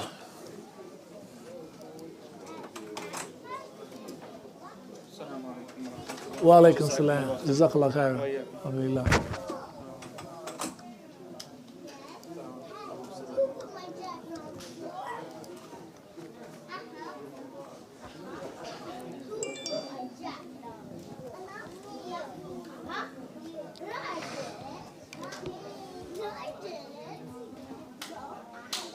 You just go to the recording in your phone. Okay, hold on. Hold on. You use like a voice.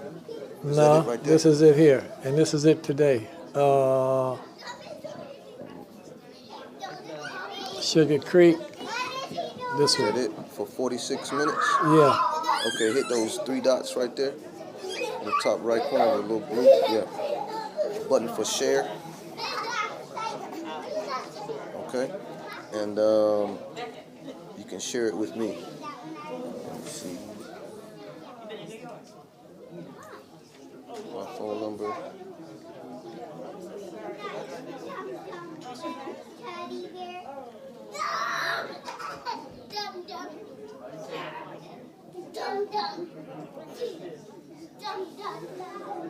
Oh, See, I'm too large. it's large. Okay.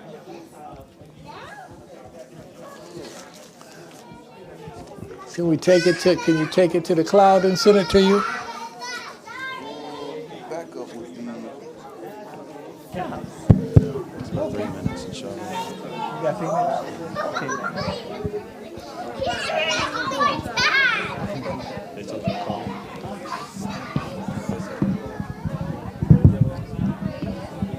Assalamu alaikum. You say you tried to email it to you? Then I guess he's gonna. No, before I've tried to email it and it said the same thing. That, that the file is too big to send out that way. So I was wondering, do you have to go to the cloud in order to get it out? Wa alaikum salam. Hello.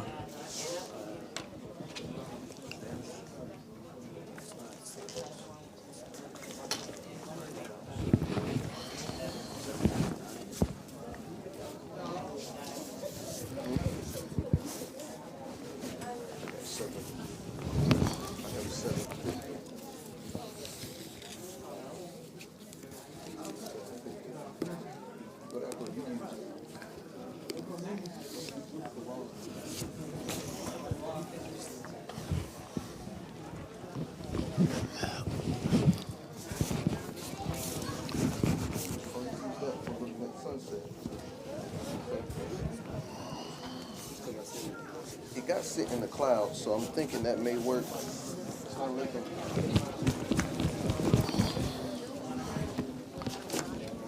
Oh yeah, we know. We're trying to fix that. Yeah. We're trying to fix that. On YouTube. We didn't have to watch it. It's in the cloud, so I'll be able to download it as soon as I get to. Okay. Yeah, thank you. Make sure you. Let me grab that mic from you. Oh.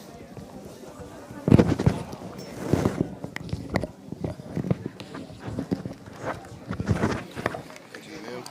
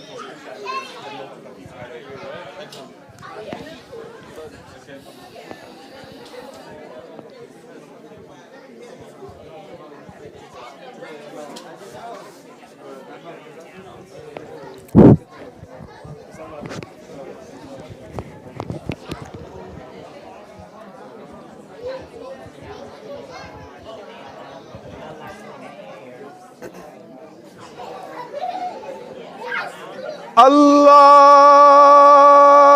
أكبر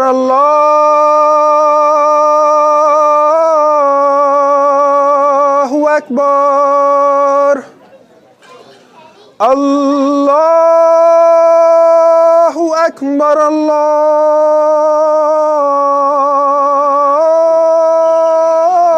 الله أكبر أشهد أن لا إله إلا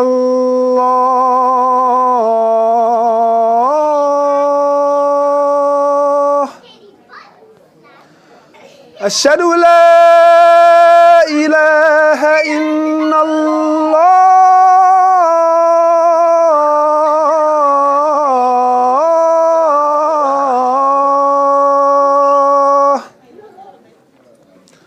أشهد أن محمد رسول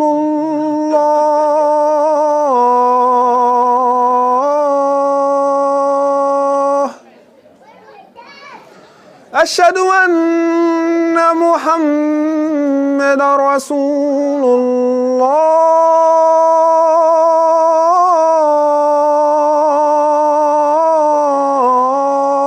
الله حي على الصلاة حي على الصلاة حي على الفلاح حي على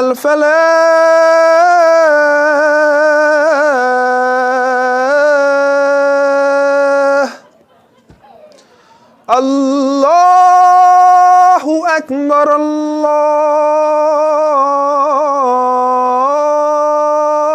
الله أكبر لا إله إلا الله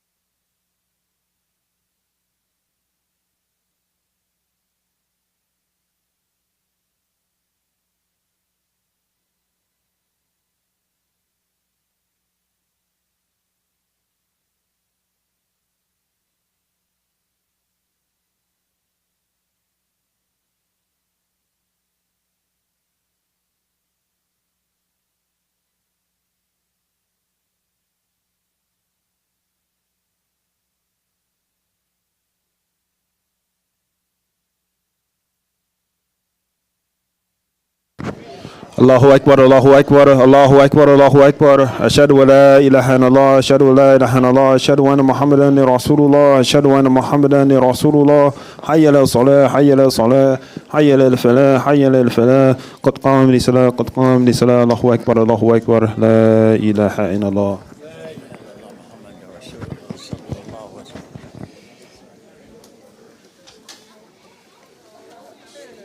Make sure your lines are straight.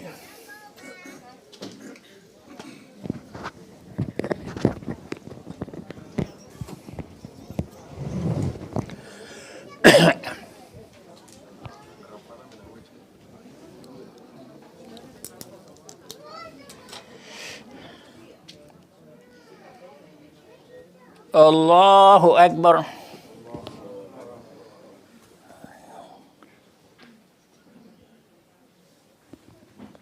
Alhamdulillahi Rabbil Alameen. Ar-Rahman Ar-Rahim. Maliki Yawmiddin. Iyaka na'budu wa iyaka nasta'in. اهدنا الصراط المستقيم صراط الذين أنعمت عليهم غير المغضوب عليهم ولا الضالين.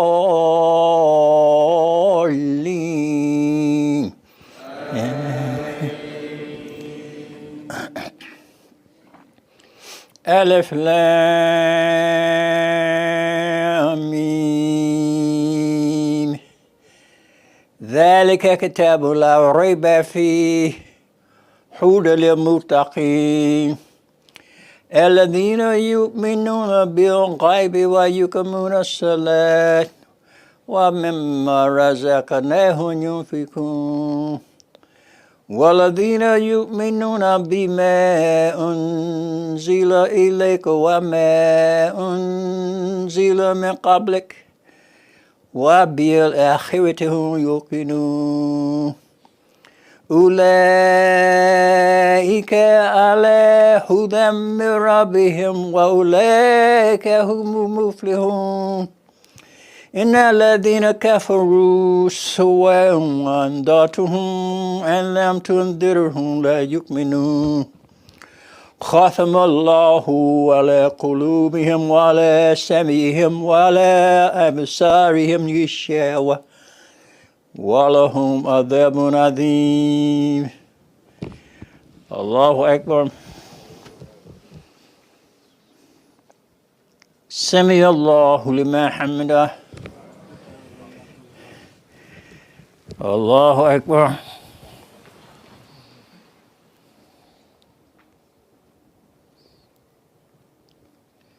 الله أكبر.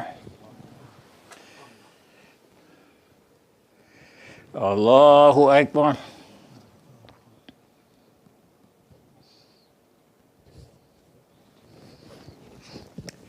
الله أكبر.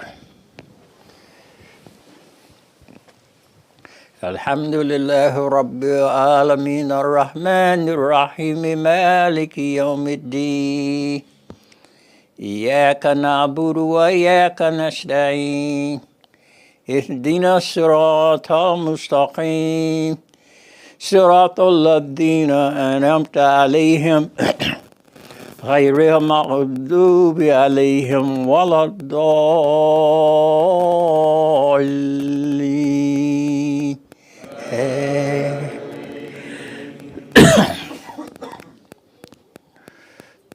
والتين والزيتون وطور سنين وهذا البلد الأمين لقد خلقنا الإنسان في أحسن تقويم ثم رددناه أسفل سافلين إلا الذين آمنوا وعملوا الصالحات فلهم أجر غير ممنون ثم يكذبك بعد بالدين أليس الله بأحكم الحاكمين. الله أكبر. سمع الله لمن حمده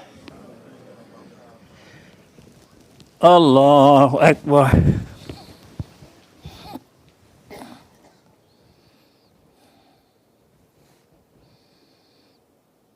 الله أكبر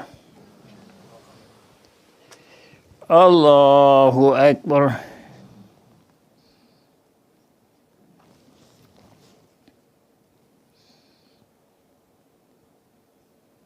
الله أكبر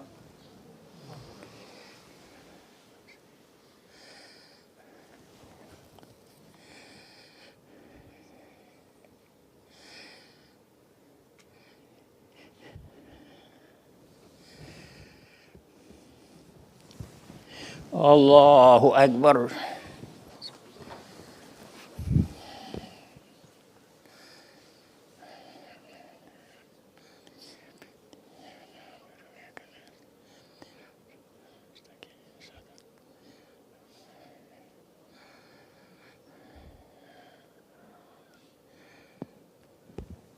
الله أكبر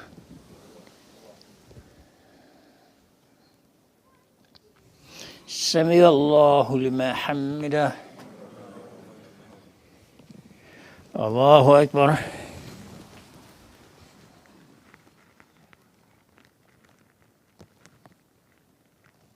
الله أكبر الله أكبر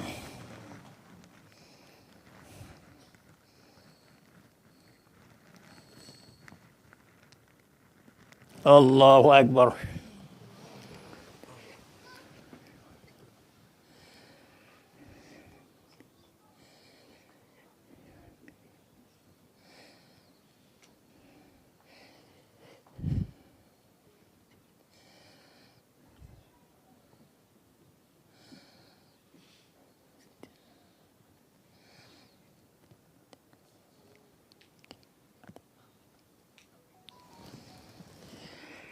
السلام عليكم ورحمة الله السلام عليكم ورحمة الله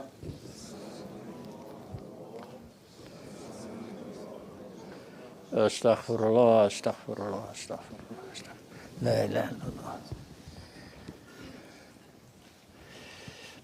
I know we're going to need some help tonight getting those tables in. You- I'm sorry, brothers, before y'all line up, we have tables and chairs we're gonna set up for the sisters, and then we set up for the brothers. Be patient, for everybody.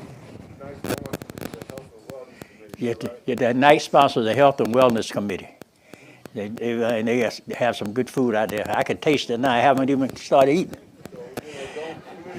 don't plow your plate like that. Think about somebody's coming behind you. Yeah. There's no food for everybody, if everybody be reasonable. Sister Darlene and her and the people that work with her. Could you come up here? Give her this. Give her this. Here you go. Here.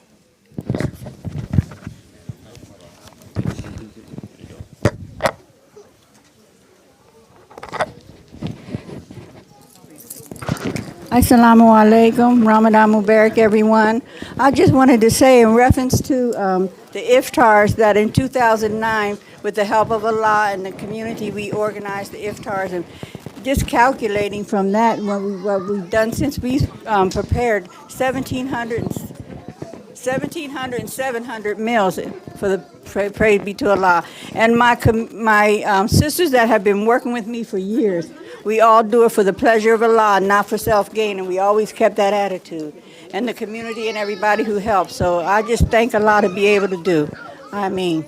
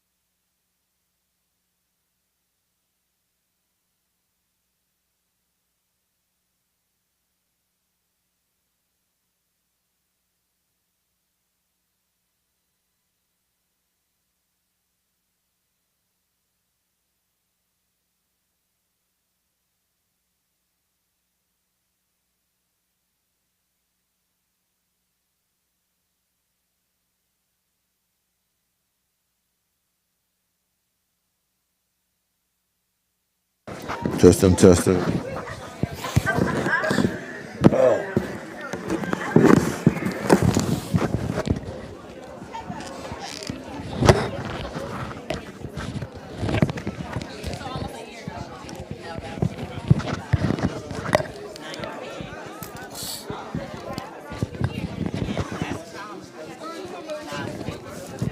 Excuse me, assalamu alaikum. Assalamu alaikum. Are you all enjoying this meal? Takbir. Takbir. Takbir. I would like to thank Sister Darlene and her crew. She has a strong crew, her daughters, some of the sisters in the community. They put this together and they did a wonderful job. I mean, a wonderful job. She has a lot of help and we're just really grateful. Imam Khalil wants credit, but I'm sorry.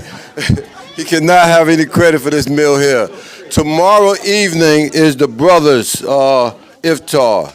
And we definitely plan on spoiling you sisters, so please come out. Now, let me say a few words about Sister Darlene and her crew. She's been feeding the homeless for over 20-something years.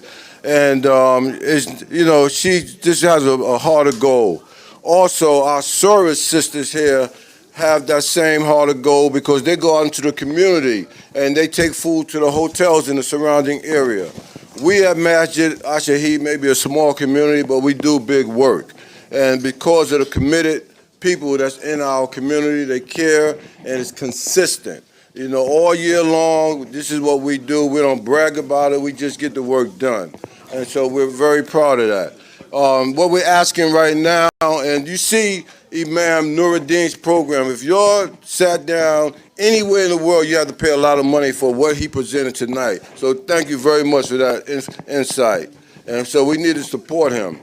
It's the Eid charity zakat is $10 per family member in the household. So if you have 3 members in your household, you're paying $30. So we want to make sure that you pay that money here at this masjid. It has to be paid before prayer. Yeah, you have to pay before you pray.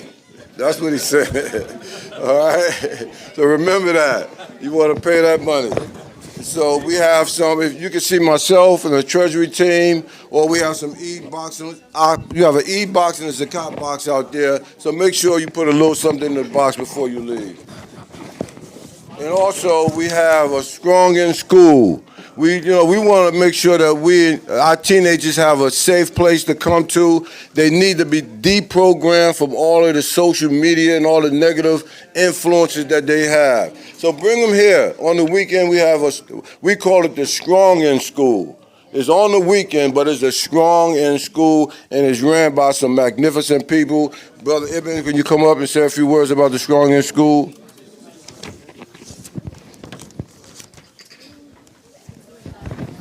Assalamu alaikum. So the Strong in School, we started out with classes just for children, but a few years ago, we opened it up for classes for adults. So on Sunday mornings, we have the Quranic Arabic Freedom Movement, where you can go from not being able to open up the Quran and read it, to being able to open up the Quran and recite from what you see in the Quran. We have some people that have been in Imam Naeem's class who are confident now that they can do that. If you're in there from that class, put your hands up. We have some people from that class. Strong in School students, they range from elementary school age all the way up to 18 high school age. We have 3 classes of those age ranges. And those students come up all the way from those ages, 6 years old, all the way up to 18 years old. And it's something that they come into the masjid on the weekends to learn about their religion. This is important because it's a deprogramming, like Brother Maurice just said. Some of them go to public school, and they're dealing with a lot of influences on them, and that weekly deprogramming goes a long way, especially when they have that reminder when they go on into their adulthood. So raise your hand if you're a former Strong in School student. We got some Strong in School students in here, alhamdulillah. The rest of them outside. Alhamdulillah. A part of the Strong in School is also the Islam 101. Islam 101 is on Mondays at 6 o'clock. It is for everybody. We cater to new Muslims, new Shahadas, but it also serves as a refresher for the Muslims that have been a Muslim for a long time. It is a fun class, alhamdulillah. So we have Islam 101 on Mondays, and what we have, we call it Youth Connections. Once a month, we have an activity for the young Muslims to have a social activity, and inshallah, that is something that they look forward to. And that's our operation of the Strong in School. So if you have any questions about the Strong in School, you can see me or somebody from the Strong in School staff. I feel like I'm missing something. Am I missing something? Missing the Cash App information. That's what I'm missing. If you want to donate, those of y'all who tech savvy, you know, Shaheed, $MA Shaheed, all together. That's our Cash App. Other methods of donating, we do have on Masjid-Ash-Shaheed.org, those other ways to donate as well. Assalamu alaikum.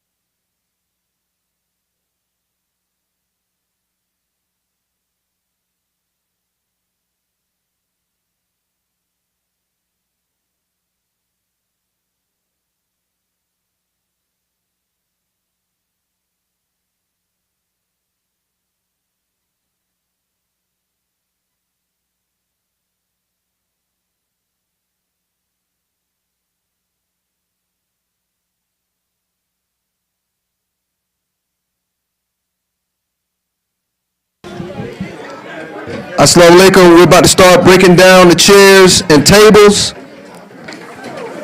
Okay? You can help us by swiftly getting yourself together. Inshallah, we'll be wrapping things up here. Assalamu alaikum.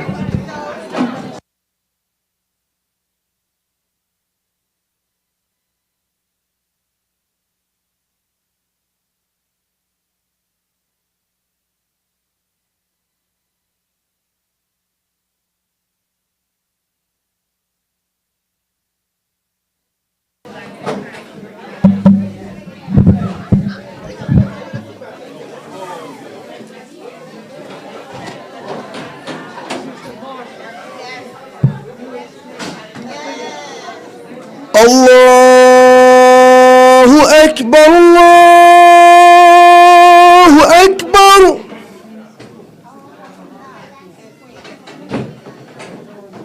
Allahu Akbar, Allahu Akbar.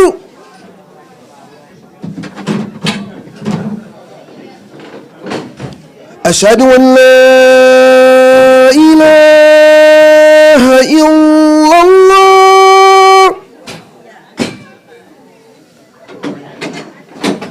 Ashhadu an la ilaha illallah.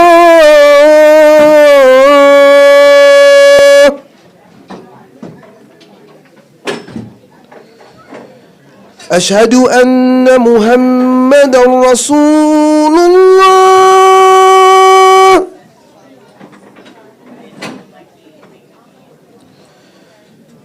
أشهد أن محمدا رسول الله.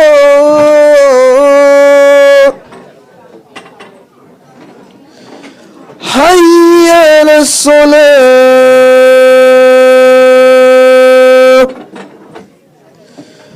حي على الصلاة.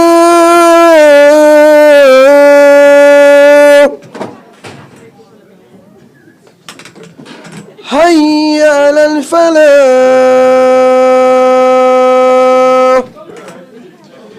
حي على الفلاح.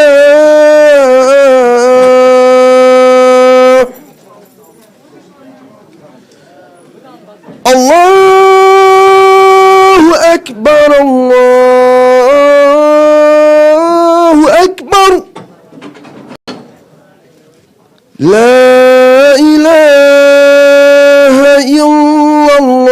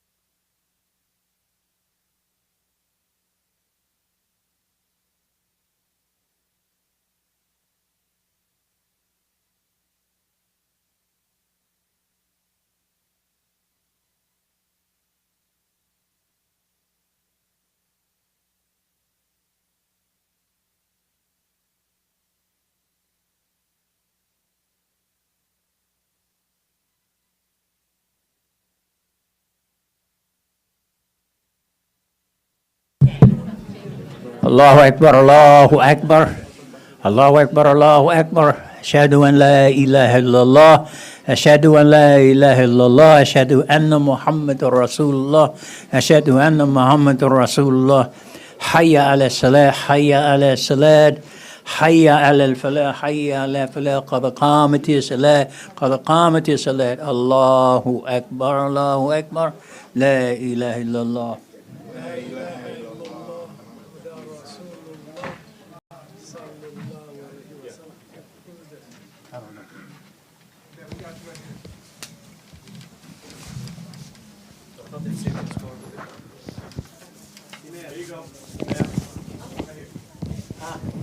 Oh, okay.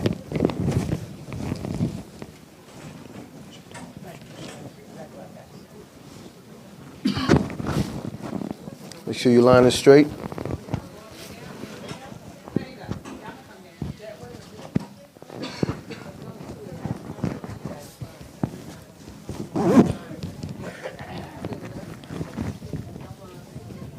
Are we ready?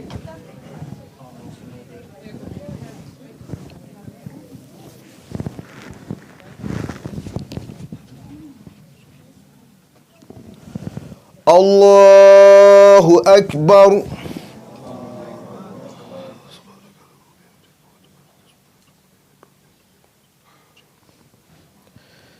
Bismillahir Rahmanir Rahim. Alhamdulillahi Rabbil Alamin. Ar-Rahmanir Rahim. Maliki Yawmiddin. إياك نعبد وإياك نستعين اهدنا الصراط المستقيم صراط الذين أنعمت عليهم غير المغضوب عليهم ولا الضالين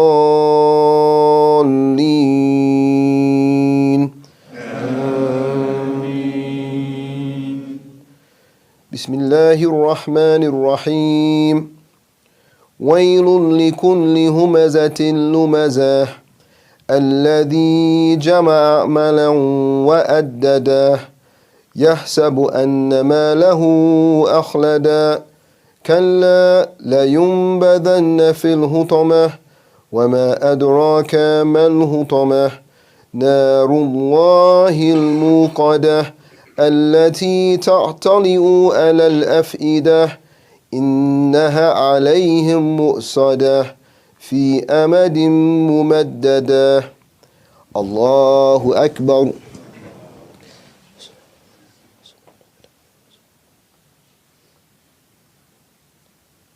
سمع الله لمن حمدا الله أكبر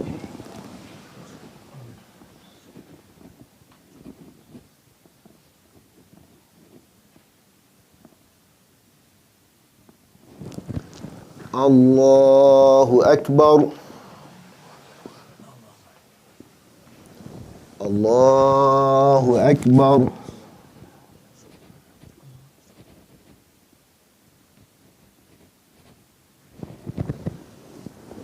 الله أكبر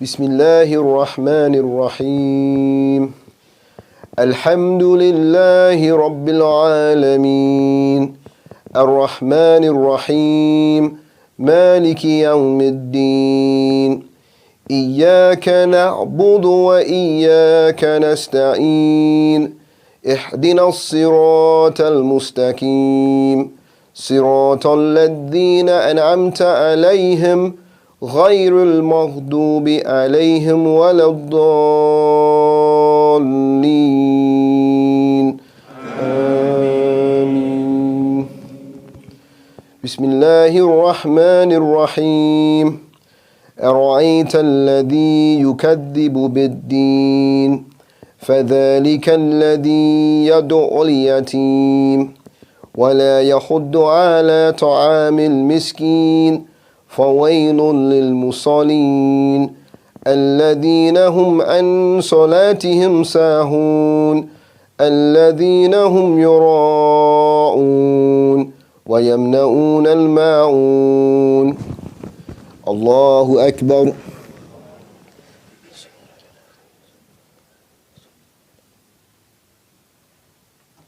سمع الله لمن حمده. الله أكبر.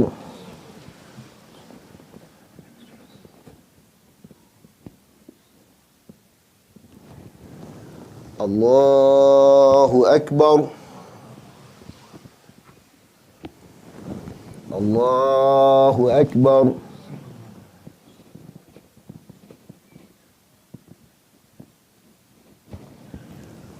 الله أكبر.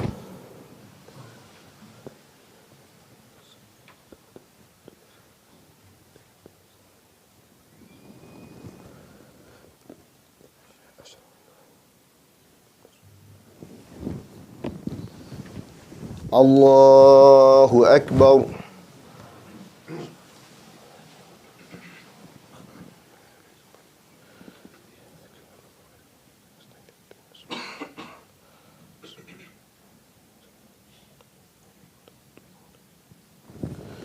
الله أكبر.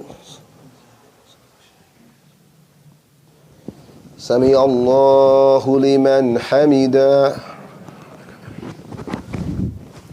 الله أكبر.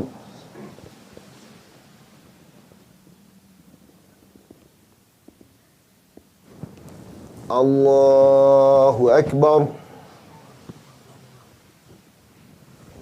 الله أكبر.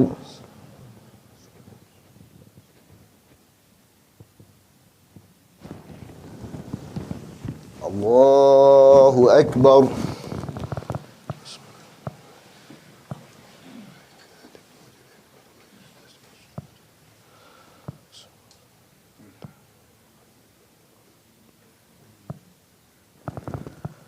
الله أكبر.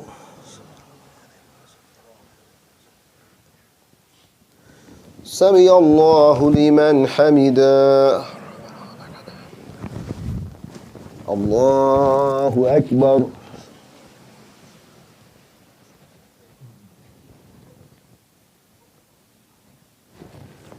الله أكبر. الله أكبر.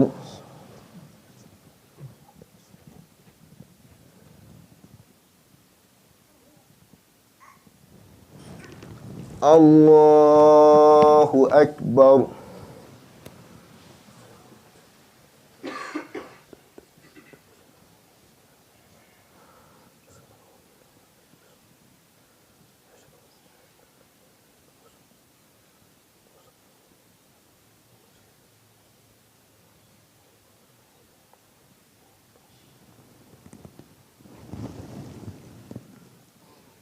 السلام عليكم ورحمة الله.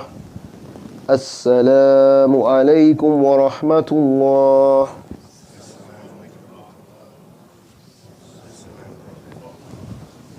استغفر الله. استغفر الله. استغفر الله.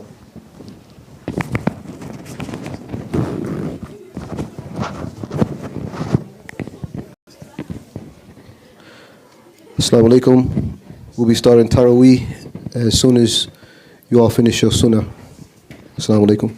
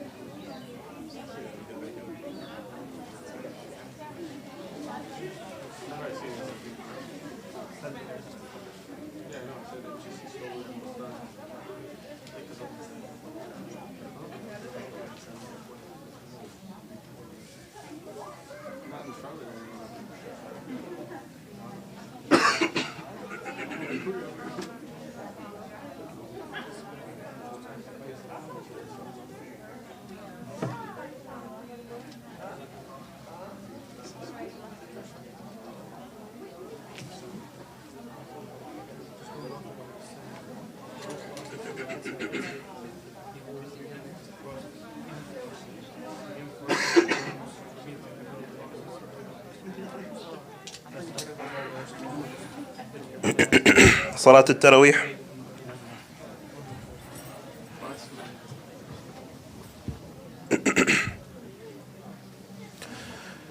الله أكبر.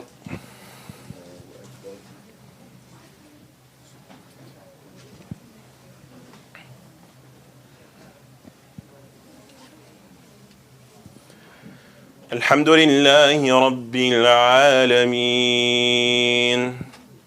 الرحمن الرحيم مالك يوم الدين إياك نعبد وإياك نستعين اهدنا الصراط المستقيم صراط الذين أنعمت عليهم غير المغضوب عليهم ولا الضالين.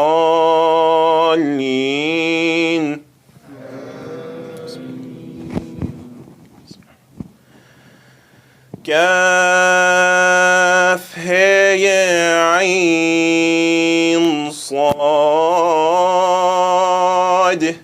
ذكر رحمة ربك عبده زكريا إذ نادى ربه نداء خفيا قال رب إني وهن العظم مني واشتعل الرأس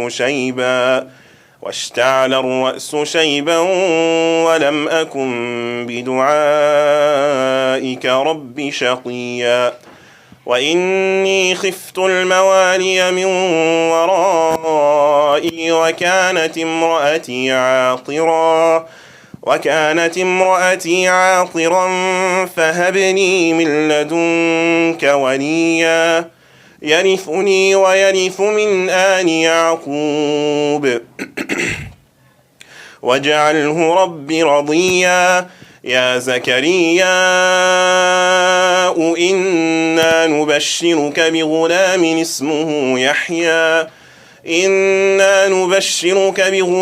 اسمه يحيى لم نجعل له من قبل سميا قال رب أنى يكون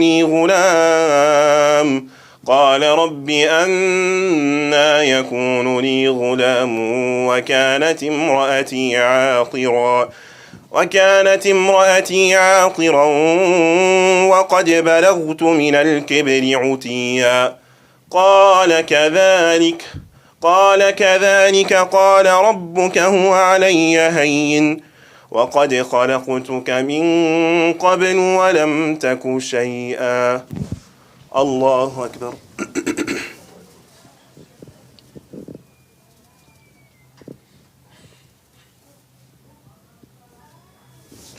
سمع الله لمن حمده. الله أكبر.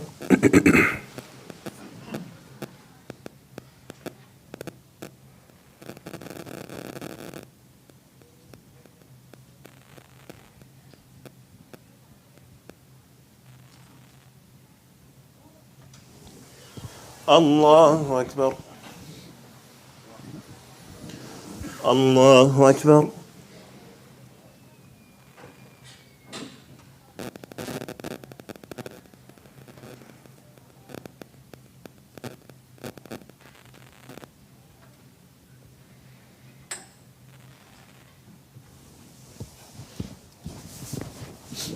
الله أكبر. الحمد لله رب العالمين الرحمن الرحيم مالك يوم الدين إياك نعبد وإياك نستعين اهدنا الصراط المستقيم صراط الذين أنعمت عليهم غير المغضوب عليهم ولا الضالين آمين. قال رب أنى يكون لي غلام وكانت امرأتي عاقرا وقد بلغت من الكبر عتيا قال كذلك قال ربك هو علي هين وقد خلقتك من قبل ولم تك شيئا قال رب اجعل لي آية قال آيتك ألا تكلم الناس 3 ليال سويا فخرج على قومه من المحراب فأوحى إليهم أن سبحوا بكرة وعشيا يا يحيى خذ الكتاب بقوة وآتيناه الحكم صبيا وحنانا من لدنا وزكاة وكان تقيا وبرا بوالديه ولم يكن جبارا عصيا وسلام عليه يوم ولد ويوم يموت ويوم يبعث حيا. الله أكبر.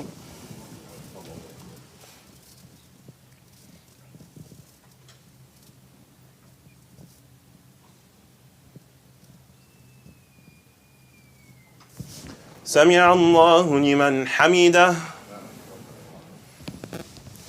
الله أكبر.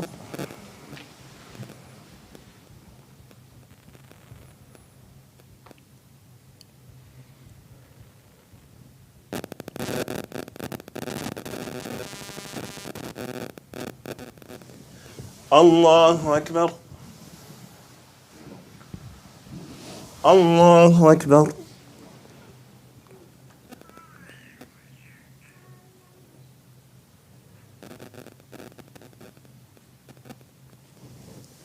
الله أكبر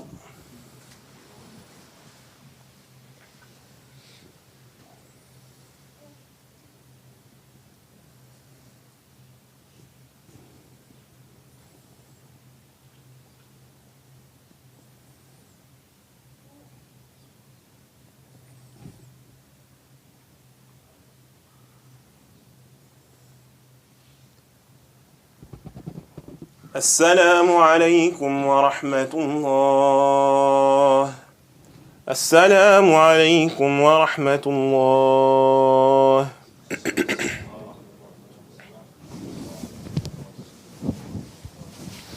Inshallah, just a reminder again for you guys and me, inshallah, when we're in prostration, when we're in sujood, that's our one-on-one time with Allah Azza wa Jal. So we're doing a general prayer for everyone to join, but when we're in sujood, when we're in prostration, that's when we take advantage of it. That's what the prayer is all about at that point. Allahu Akbar.